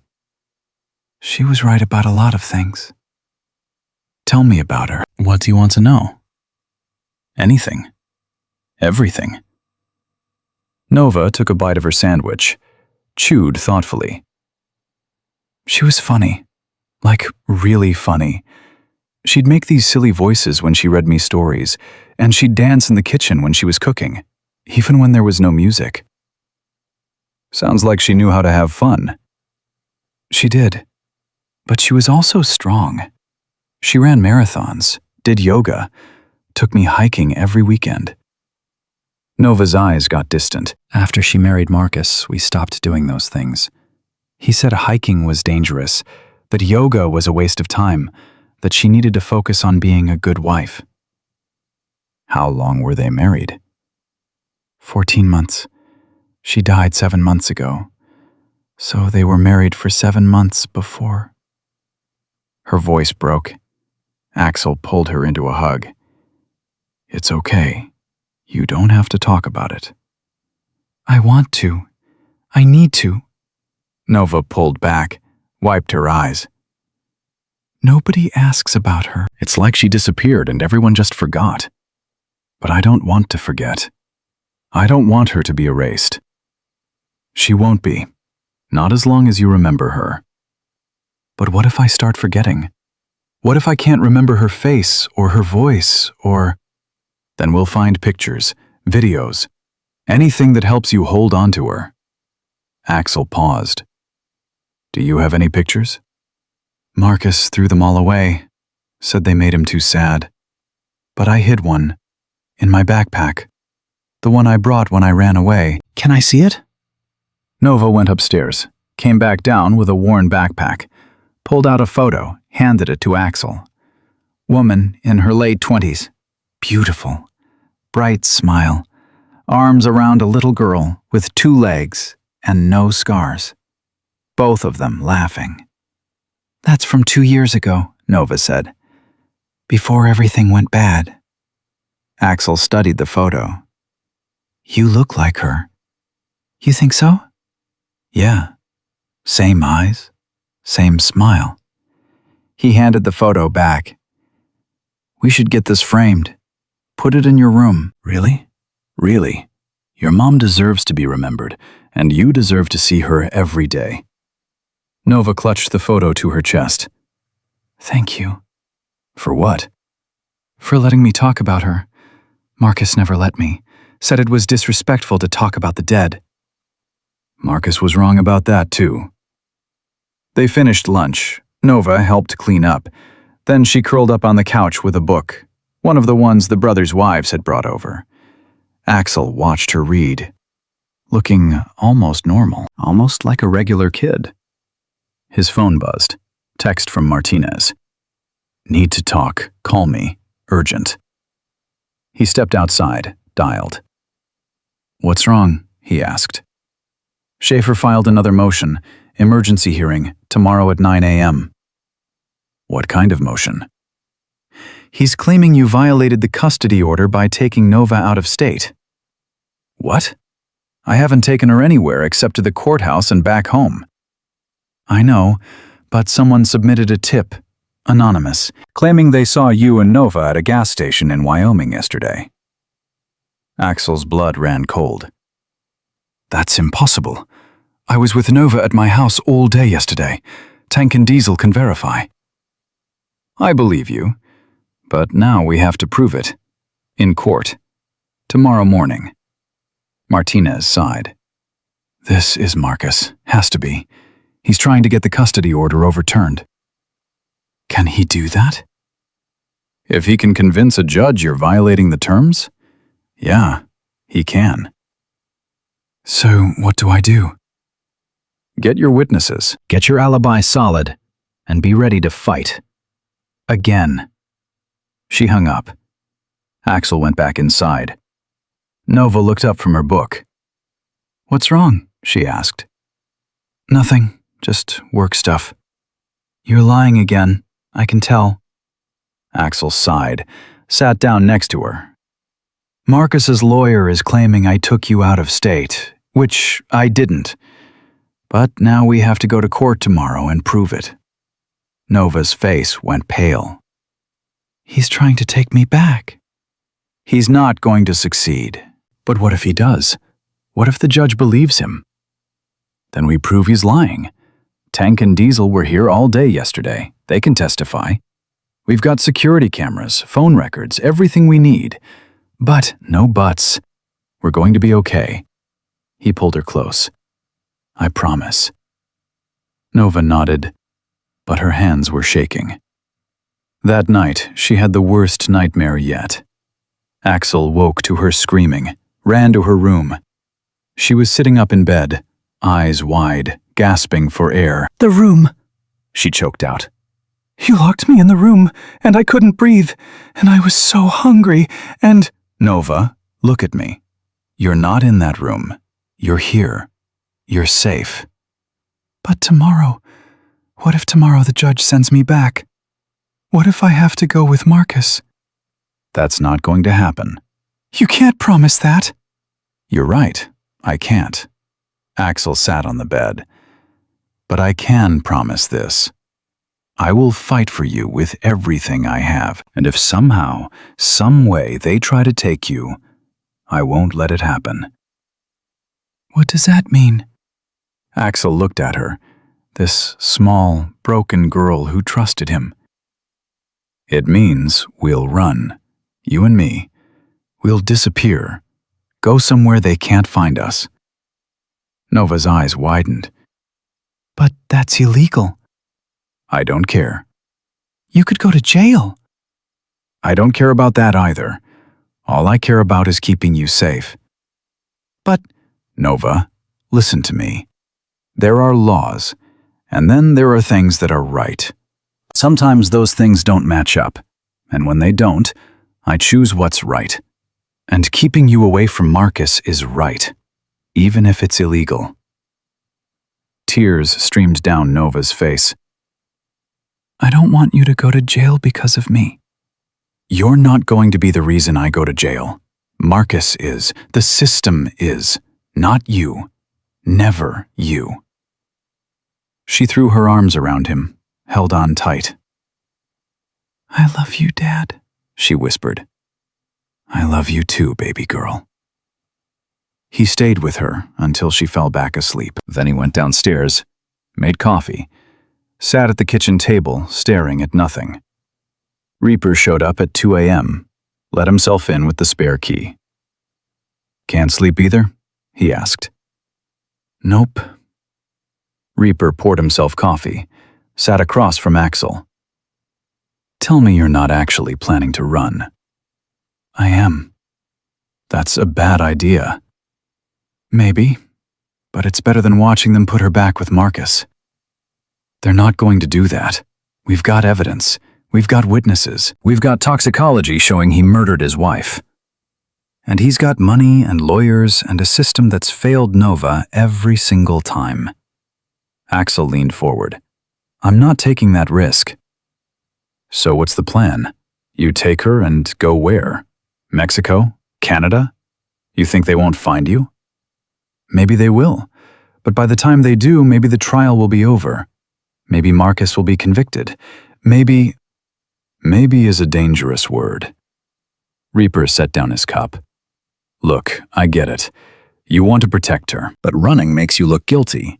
Makes it look like you're hiding something. And that's exactly what Schaefer wants. So what do you suggest? I suggest you trust the process. Trust Martinez. Trust that the truth is going to come out. I've never been good at trusting the process. I know, but for Nova's sake, you need to try.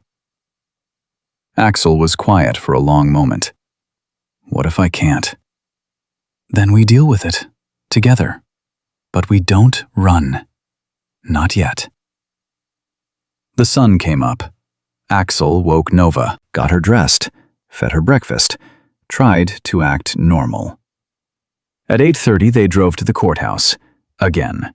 Tank and Diesel were already there, ready to testify. Martinez met them in the hallway. I've got the security footage from your house, time-stamped.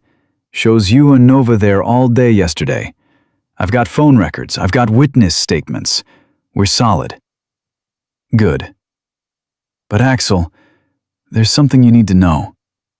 Schaefer's going to come at you hard. He's going to paint you as dangerous, unstable. He's going to bring up your record, your club affiliation, everything. Let him try. They walked into the courtroom. Marcus was already there, smiling, confident. Schaefer stood as they entered. Your Honor, I'd like to call my first witness, Mr. Gerald Patterson, the man who saw Mr. Briggs and Nova at a gas station in Wyoming 2 days ago. A man in his 60s walked to the stand, sworn in. Mr. Patterson, Schaefer began. Can you tell us what you saw?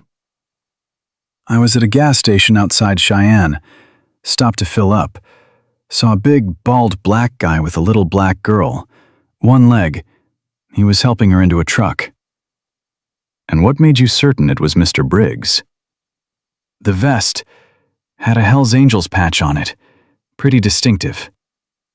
And you're certain this was 2 days ago? Positive. Tuesday morning, around 10 a.m. Schaefer smiled.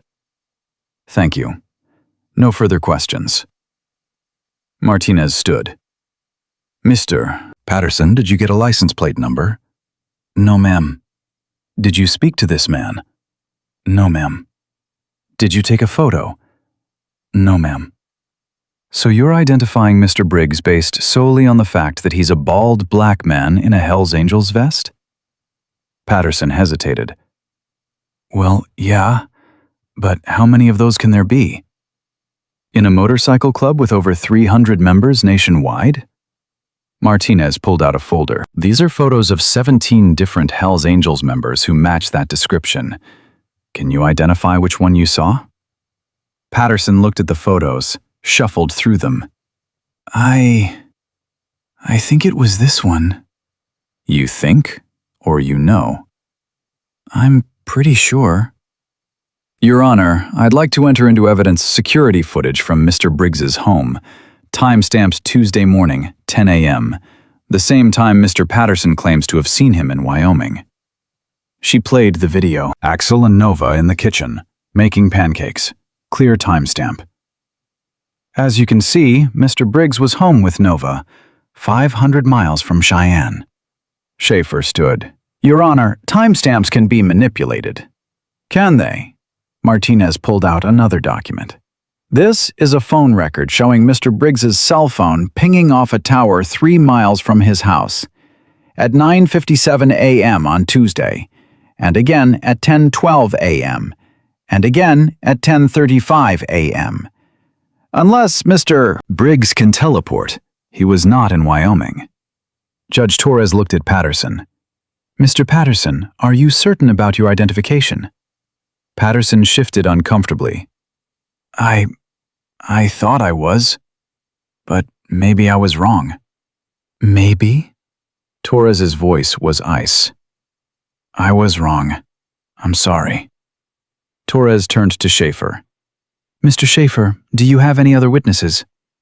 No, Your Honor. Then I'm denying your motion. Mr. Briggs's custody arrangement stands. She looked at Marcus. Mr. Coleman, I don't know if you put Mr. Patterson up to this or if it was a genuine mistake, but I'm warning you. Any more false allegations, any more attempts to manipulate this court, and I will hold you in contempt. Clear? Marcus's smile was gone. Yes, Your Honor. Good. Court is adjourned. They walked out. Nova was crying. Relief, joy, fear, all of it mixed together. We won again, she said. Yeah, we did.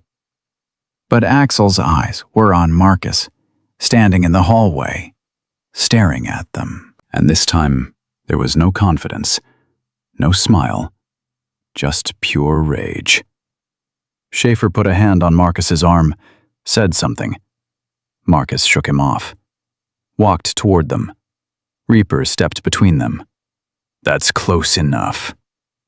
I just want to talk to my daughter, Marcus said. She's not your daughter, Nova said. Her voice was small but steady. And I don't want to talk to you.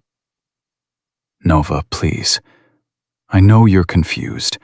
I know these people have been filling your head with lies, but I love you. I've always loved you. Everything I did was for you. You locked me in a room. You starved me. You killed my mom. Marcus's face twisted. I didn't kill your mother. She was sick. And yes, I made mistakes with you. I was grieving. I was overwhelmed. But I'm getting help now. I'm in therapy. I can be better. Just give me a chance. No. Nova, I said no. Her voice was louder now, stronger. You don't get to do this. You don't get to pretend you care. You wanted me dead. You said so yourself. $300,000. That's what I was worth to you. Dead. People in the hallway were staring now, listening. Marcus looked around, realized he had an audience. His expression changed, became pleading, desperate. I never said that. You misunderstood. You were confused.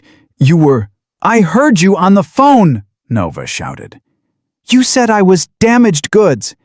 You said another accident and nobody would question it. You said... Marcus lunged forward. Not to grab her, just close the distance. But it didn't matter. Axel was faster. grabbed Marcus by the throat, slammed him against the wall. "Don't you ever," Axel growled, "come near her again." Security guards rushed over. "Sir, let him go." Axel held on for another second, then released him. Marcus gasped for air. "He assaulted me! You all saw it!" What I saw," Judge Torres said from behind them, "was a man violating a restraining order by approaching a minor he's been forbidden to contact." She looked at the guards. "Arrest Mr. Coleman. Violation of court order." "What? No! I was just trying to talk to—" The guards grabbed his arms. "Read him his rights." Marcus struggled. "This isn't over! You hear me? This isn't over!" They dragged him away, still screaming, still threatening. Nova collapsed against Axel, shaking. "It's okay," he whispered. "It's over. Is it? Really?" Axel looked at Torres. She nodded. "Yeah, baby girl. It's really over." But even as he said it, Axel knew it was a lie. Men like Marcus didn't give up. They just got more dangerous. It wasn't. 3 days later, Axel got the call from Martinez. Marcus made bail. Again. Axel's hand tightened on the phone. "How?" "Same way as before. Anonymous benefactor, $250,000 in cash." Judge had no choice but to release him pending trial. After he violated the restraining order? After he threatened Nova in front of witnesses? His lawyer argued it was a misunderstanding, that Marcus was emotional, that he didn't actually approach Nova, just got too close. Judge bought it. Martinez paused. But there's more. The trial date got moved up. When? 2 weeks. Schaefer pushed for it, claimed his client's right to a speedy trial was being violated. 2 weeks?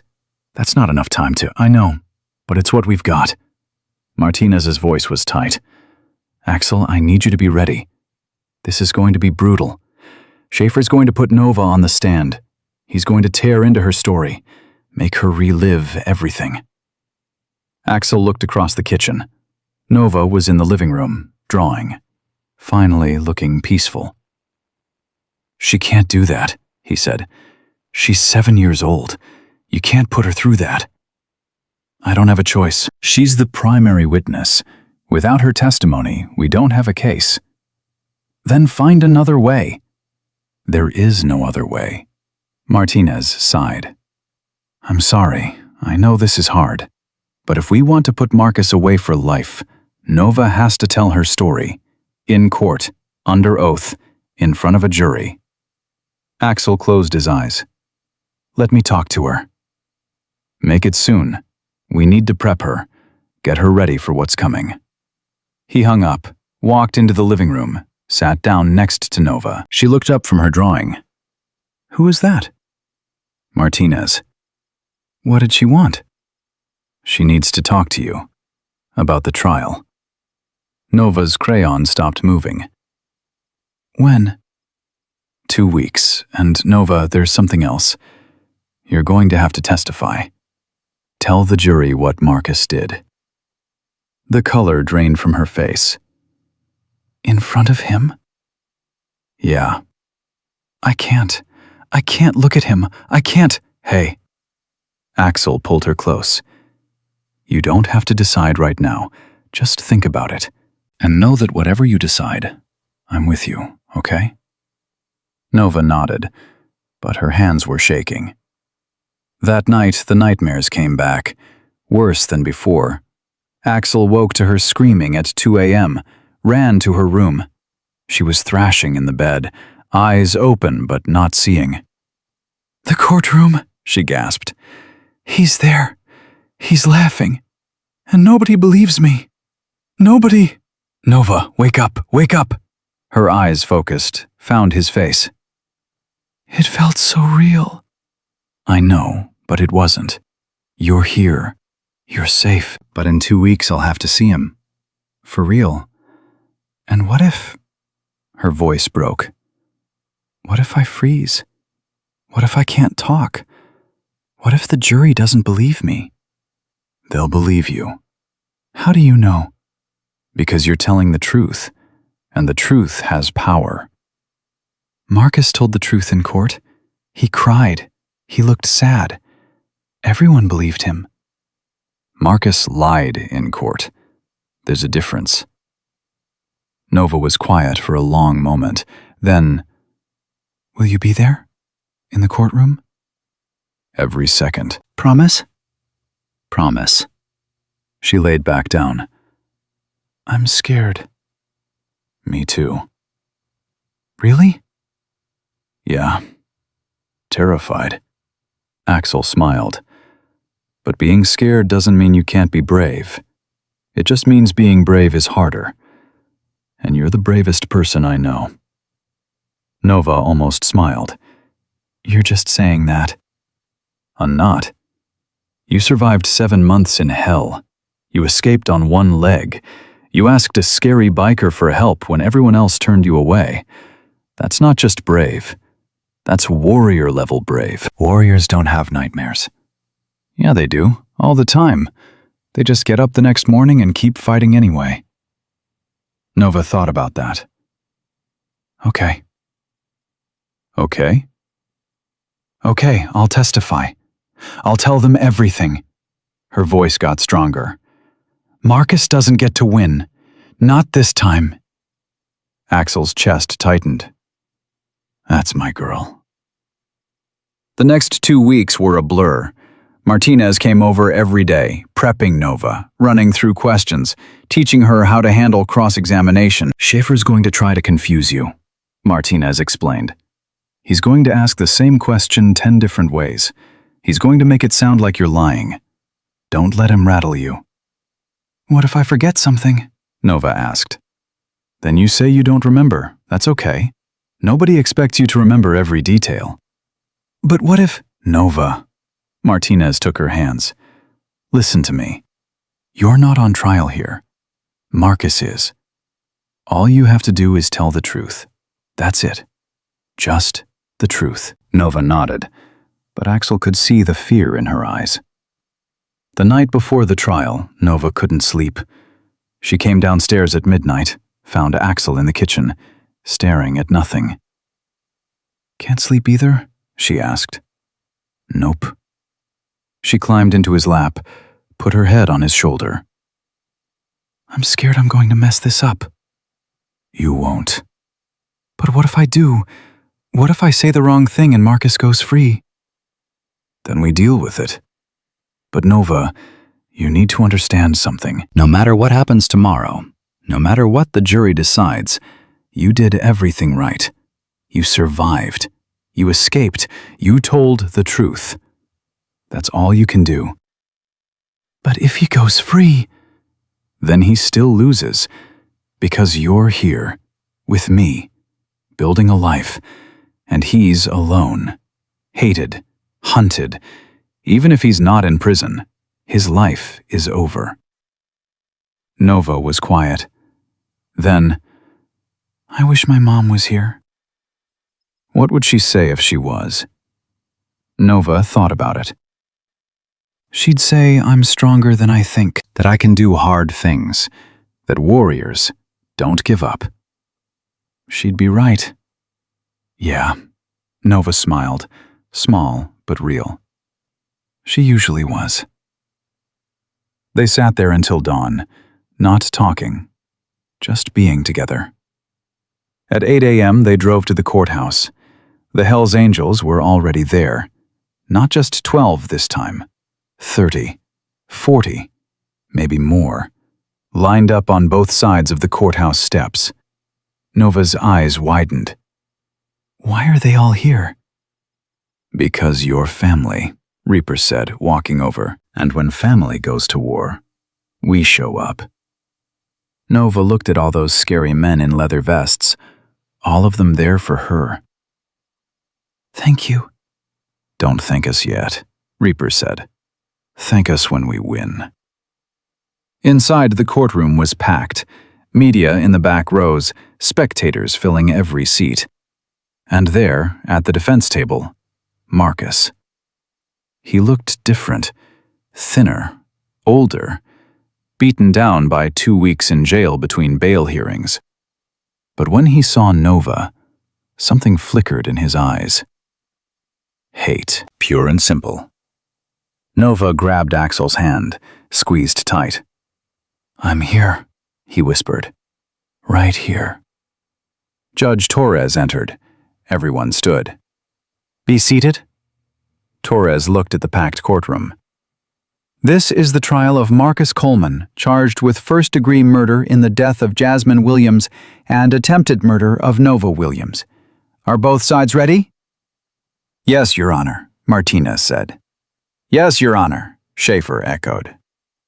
"Then let's begin." Martinez's opening statement was powerful, direct. She laid out the timeline, the marriage, Jasmine's suspicious death, the insurance payout, the abuse of Nova, the second insurance policy, the overheard phone call about making it look like an accident. "This is not a case about a grieving widower overwhelmed by circumstance," Martinez said. "This is a case about a predator. A man who married a dying woman to gain access to her daughter. A man who murdered his wife for money. A man who planned to murder a 7-year-old child for more money. And a man who very nearly succeeded." She pointed at Marcus. "That man is a monster, and by the end of this trial, you will see him for exactly what he is." Schaefer's opening was different, sympathetic, emotional. "Ladies and gentlemen, you're going to hear a tragic story. A story of a man who fell in love with a woman dying of cancer, who married her knowing he'd lose her, who took on the responsibility of her special needs daughter, who did his best under impossible circumstances." He gestured to Marcus. Did Marcus Coleman make mistakes? Yes, he was grieving, he was overwhelmed, he was human. But murder? Attempted murder? No. What you're going to see is a child who was confused, traumatized by her mother's death, influenced by people with their own agenda. He looked at the jury. By the end of this trial, you will see that Marcus Coleman is not a monster. He's a victim of circumstance, of false accusations, of a system that rushed to judgment. Martinez called her first witness, Dr. Patel. She testified about Nova's condition when she first saw her, the malnutrition, the bruises, the healed fractures. "In my 20 years as an emergency room physician," Dr. Patel said, "I have never seen a child in worse condition outside of a war zone." Schaefer cross-examined. "Dr. Patel, you said Nova had healed fractures. How do you know when those fractures occurred?" "Based on the healing pattern, I'd estimate." "You'd estimate. So you don't know for certain." "No, but—" "And these bruises? Could they have been caused by falls?" "Nova uses crutches. She's unstable on her feet." "Some of them, perhaps. But the pattern is consistent with a clumsy child who falls frequently." "Isn't that possible?" Dr. Patel's jaw tightened. "Anything is possible." "But the totality of her injuries. Just answer the question. Is it possible?" "Yes." "Thank you. No further questions." Martinez called Detective Chen next.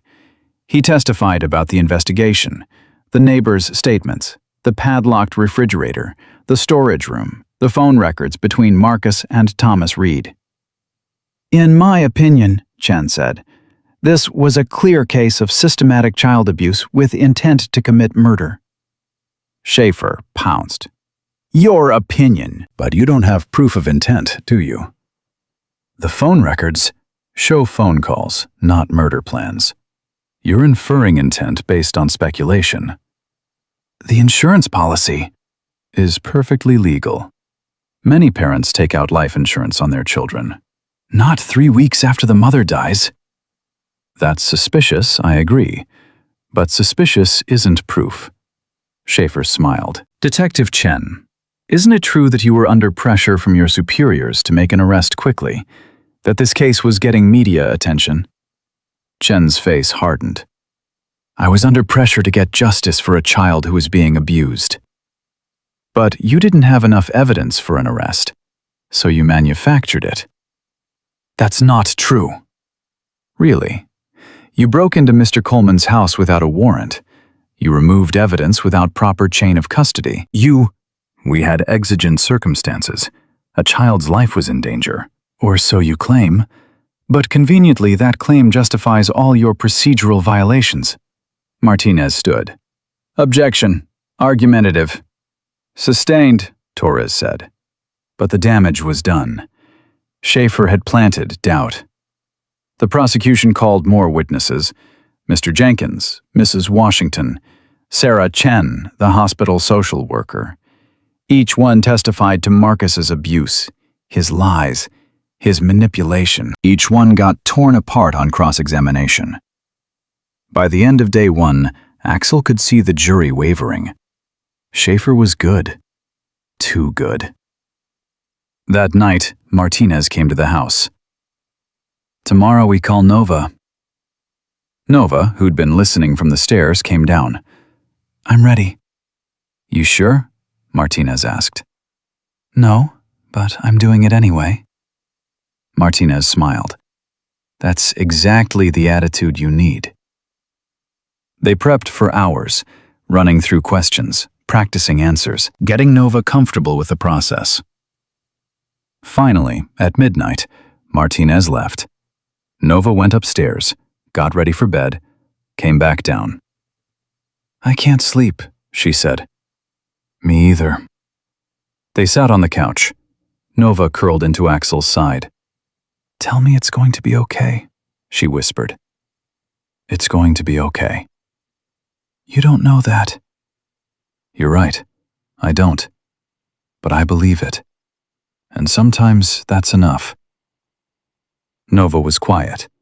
Then, if Marcus goes free, what happens to me? You stay with me, no matter what. Even if the court says I can't?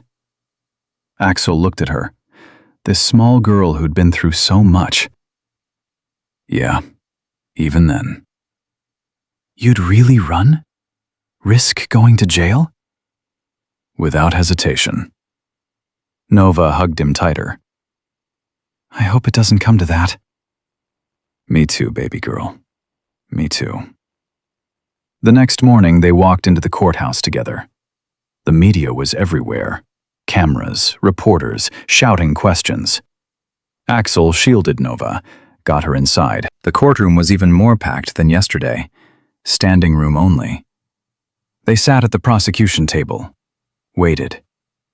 Torres entered. Call your next witness, Ms. Martinez. Martinez stood. The people call Nova Williams. Nova's hand tightened on Axel's. I can't do this. Yes, you can. I'm going to mess up. I'm going to... Nova. He turned her face to his. Look at me. You are the strongest, bravest person in this room. You survived Marcus. You can survive this. I believe in you. She took a shaky breath. Okay. She stood, grabbed her crutches, made her way to the witness stand. The bailiff held out the Bible. Do you swear to tell the truth, the whole truth, and nothing but the truth? Nova's voice was small but clear. I do. Martinez approached, gentle, kind. Nova, can you tell the jury who you are? My name is Nova Williams. I'm 7 years old. I live with my dad, Axel Briggs. And before you lived with Axel, where did you live? With my stepdad, Marcus Coleman. Can you point to Marcus for the jury? Nova's eyes found Marcus. He was staring at her, smiling. That same pleasant smile he used to wear before he locked her in the dark. Nova's voice shook. That's him. At that table. Thank you. Nova, I know this is hard, but I need you to tell the jury what happened when you lived with Marcus. And she did. She told them about the storage room, the locks, the hunger, the beatings. She told them about the truck, how Marcus looked in the mirror twice before putting it in reverse. She told them about Jasmine, the tea, the sickness, the death. She told them about the phone call, the insurance money, the plan to make it look like an accident. By the time she finished, half the jury was crying. Martinez sat down. No further questions. Schaefer stood, smiled, friendly, non-threatening.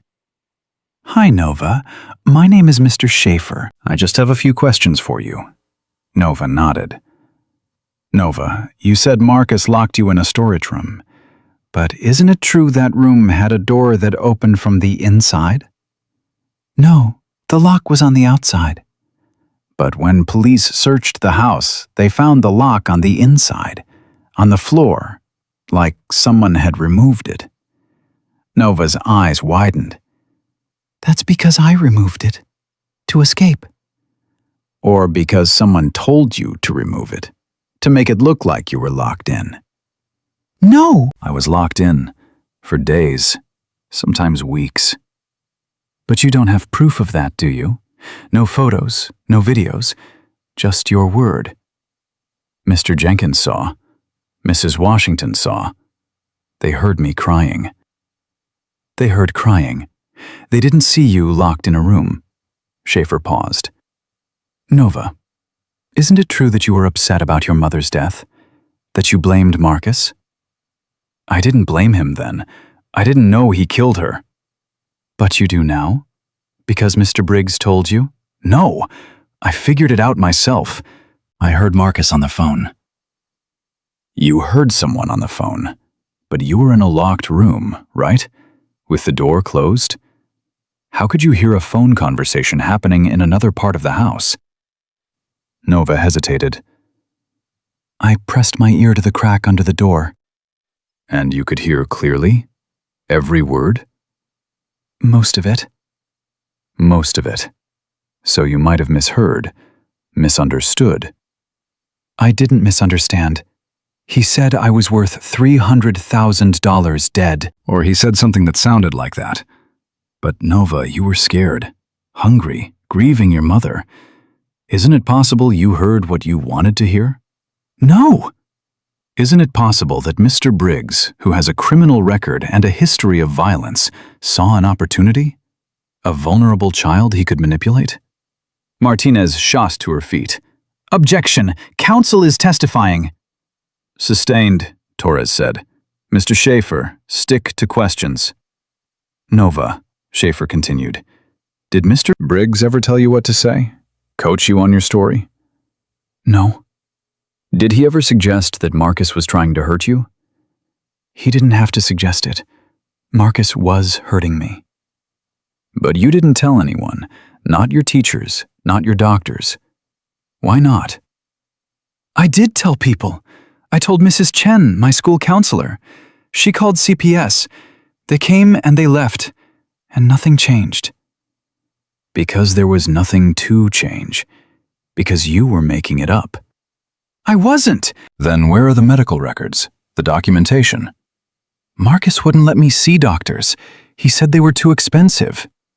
Or you didn't need doctors because you weren't injured. Nova was crying now. I was injured. He hit me. He kicked me. He ran over me with his truck. The truck accident was ruled accidental by police. Because they believed Marcus. Everyone always believes Marcus. Or because it was the truth. Nova, isn't the real truth that you're angry at Marcus for not being your real father? That you blamed him for your mother's death? And when Mr. Briggs offered you a way out, you took it, even if it meant lying? I'm not lying. Then prove it. Show us proof, photos, videos, anything. I can't. Marcus destroyed everything. He threw away all the pictures of my mom. He got rid of the evidence. Or there was no evidence because nothing happened.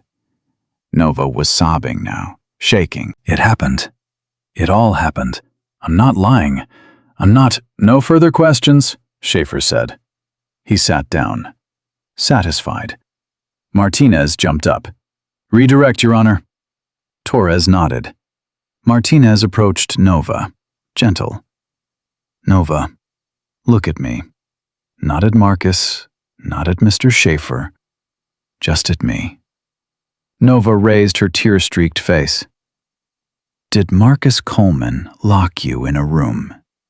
Yes. Did he starve you? Yes.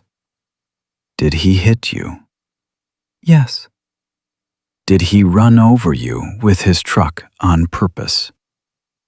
Yes. Are you lying? No. Why should this jury believe you? Nova looked out at the jury, at the 12 people who held her future in their hands. Because I'm 7 years old, she said quietly. I don't know how to make up a story this detailed, this awful. I wish I was lying. I wish none of it happened. But it did. All of it. And if you don't believe me, he's going to do it again. To someone else. And that blood will be on all of you. The courtroom was silent. Martinez sat down. Torres looked at the clock. We'll break for lunch. Reconvene at 1 p.m. Axel met Nova at the witness stand, caught her as she collapsed into his arms. I messed up, she sobbed. I messed up so bad. No, you didn't. You did perfect. But Schaefer made me look like a liar. He made himself look like a bully. There's a difference. Axel carried her out of the courtroom, away from the cameras, away from the chaos. They found a quiet corner, sat down. I can't go back in there, Nova said. You don't have to. You're done testifying. But what if they don't believe me? What if... Then we deal with it. Together. Nova buried her face in his shoulder. I just want this to be over. Soon, Axel promised. Soon. But he didn't know if that was true. Didn't know if they'd won or lost. All he knew was that his little girl had just faced her worst nightmare. And she'd survived. Again.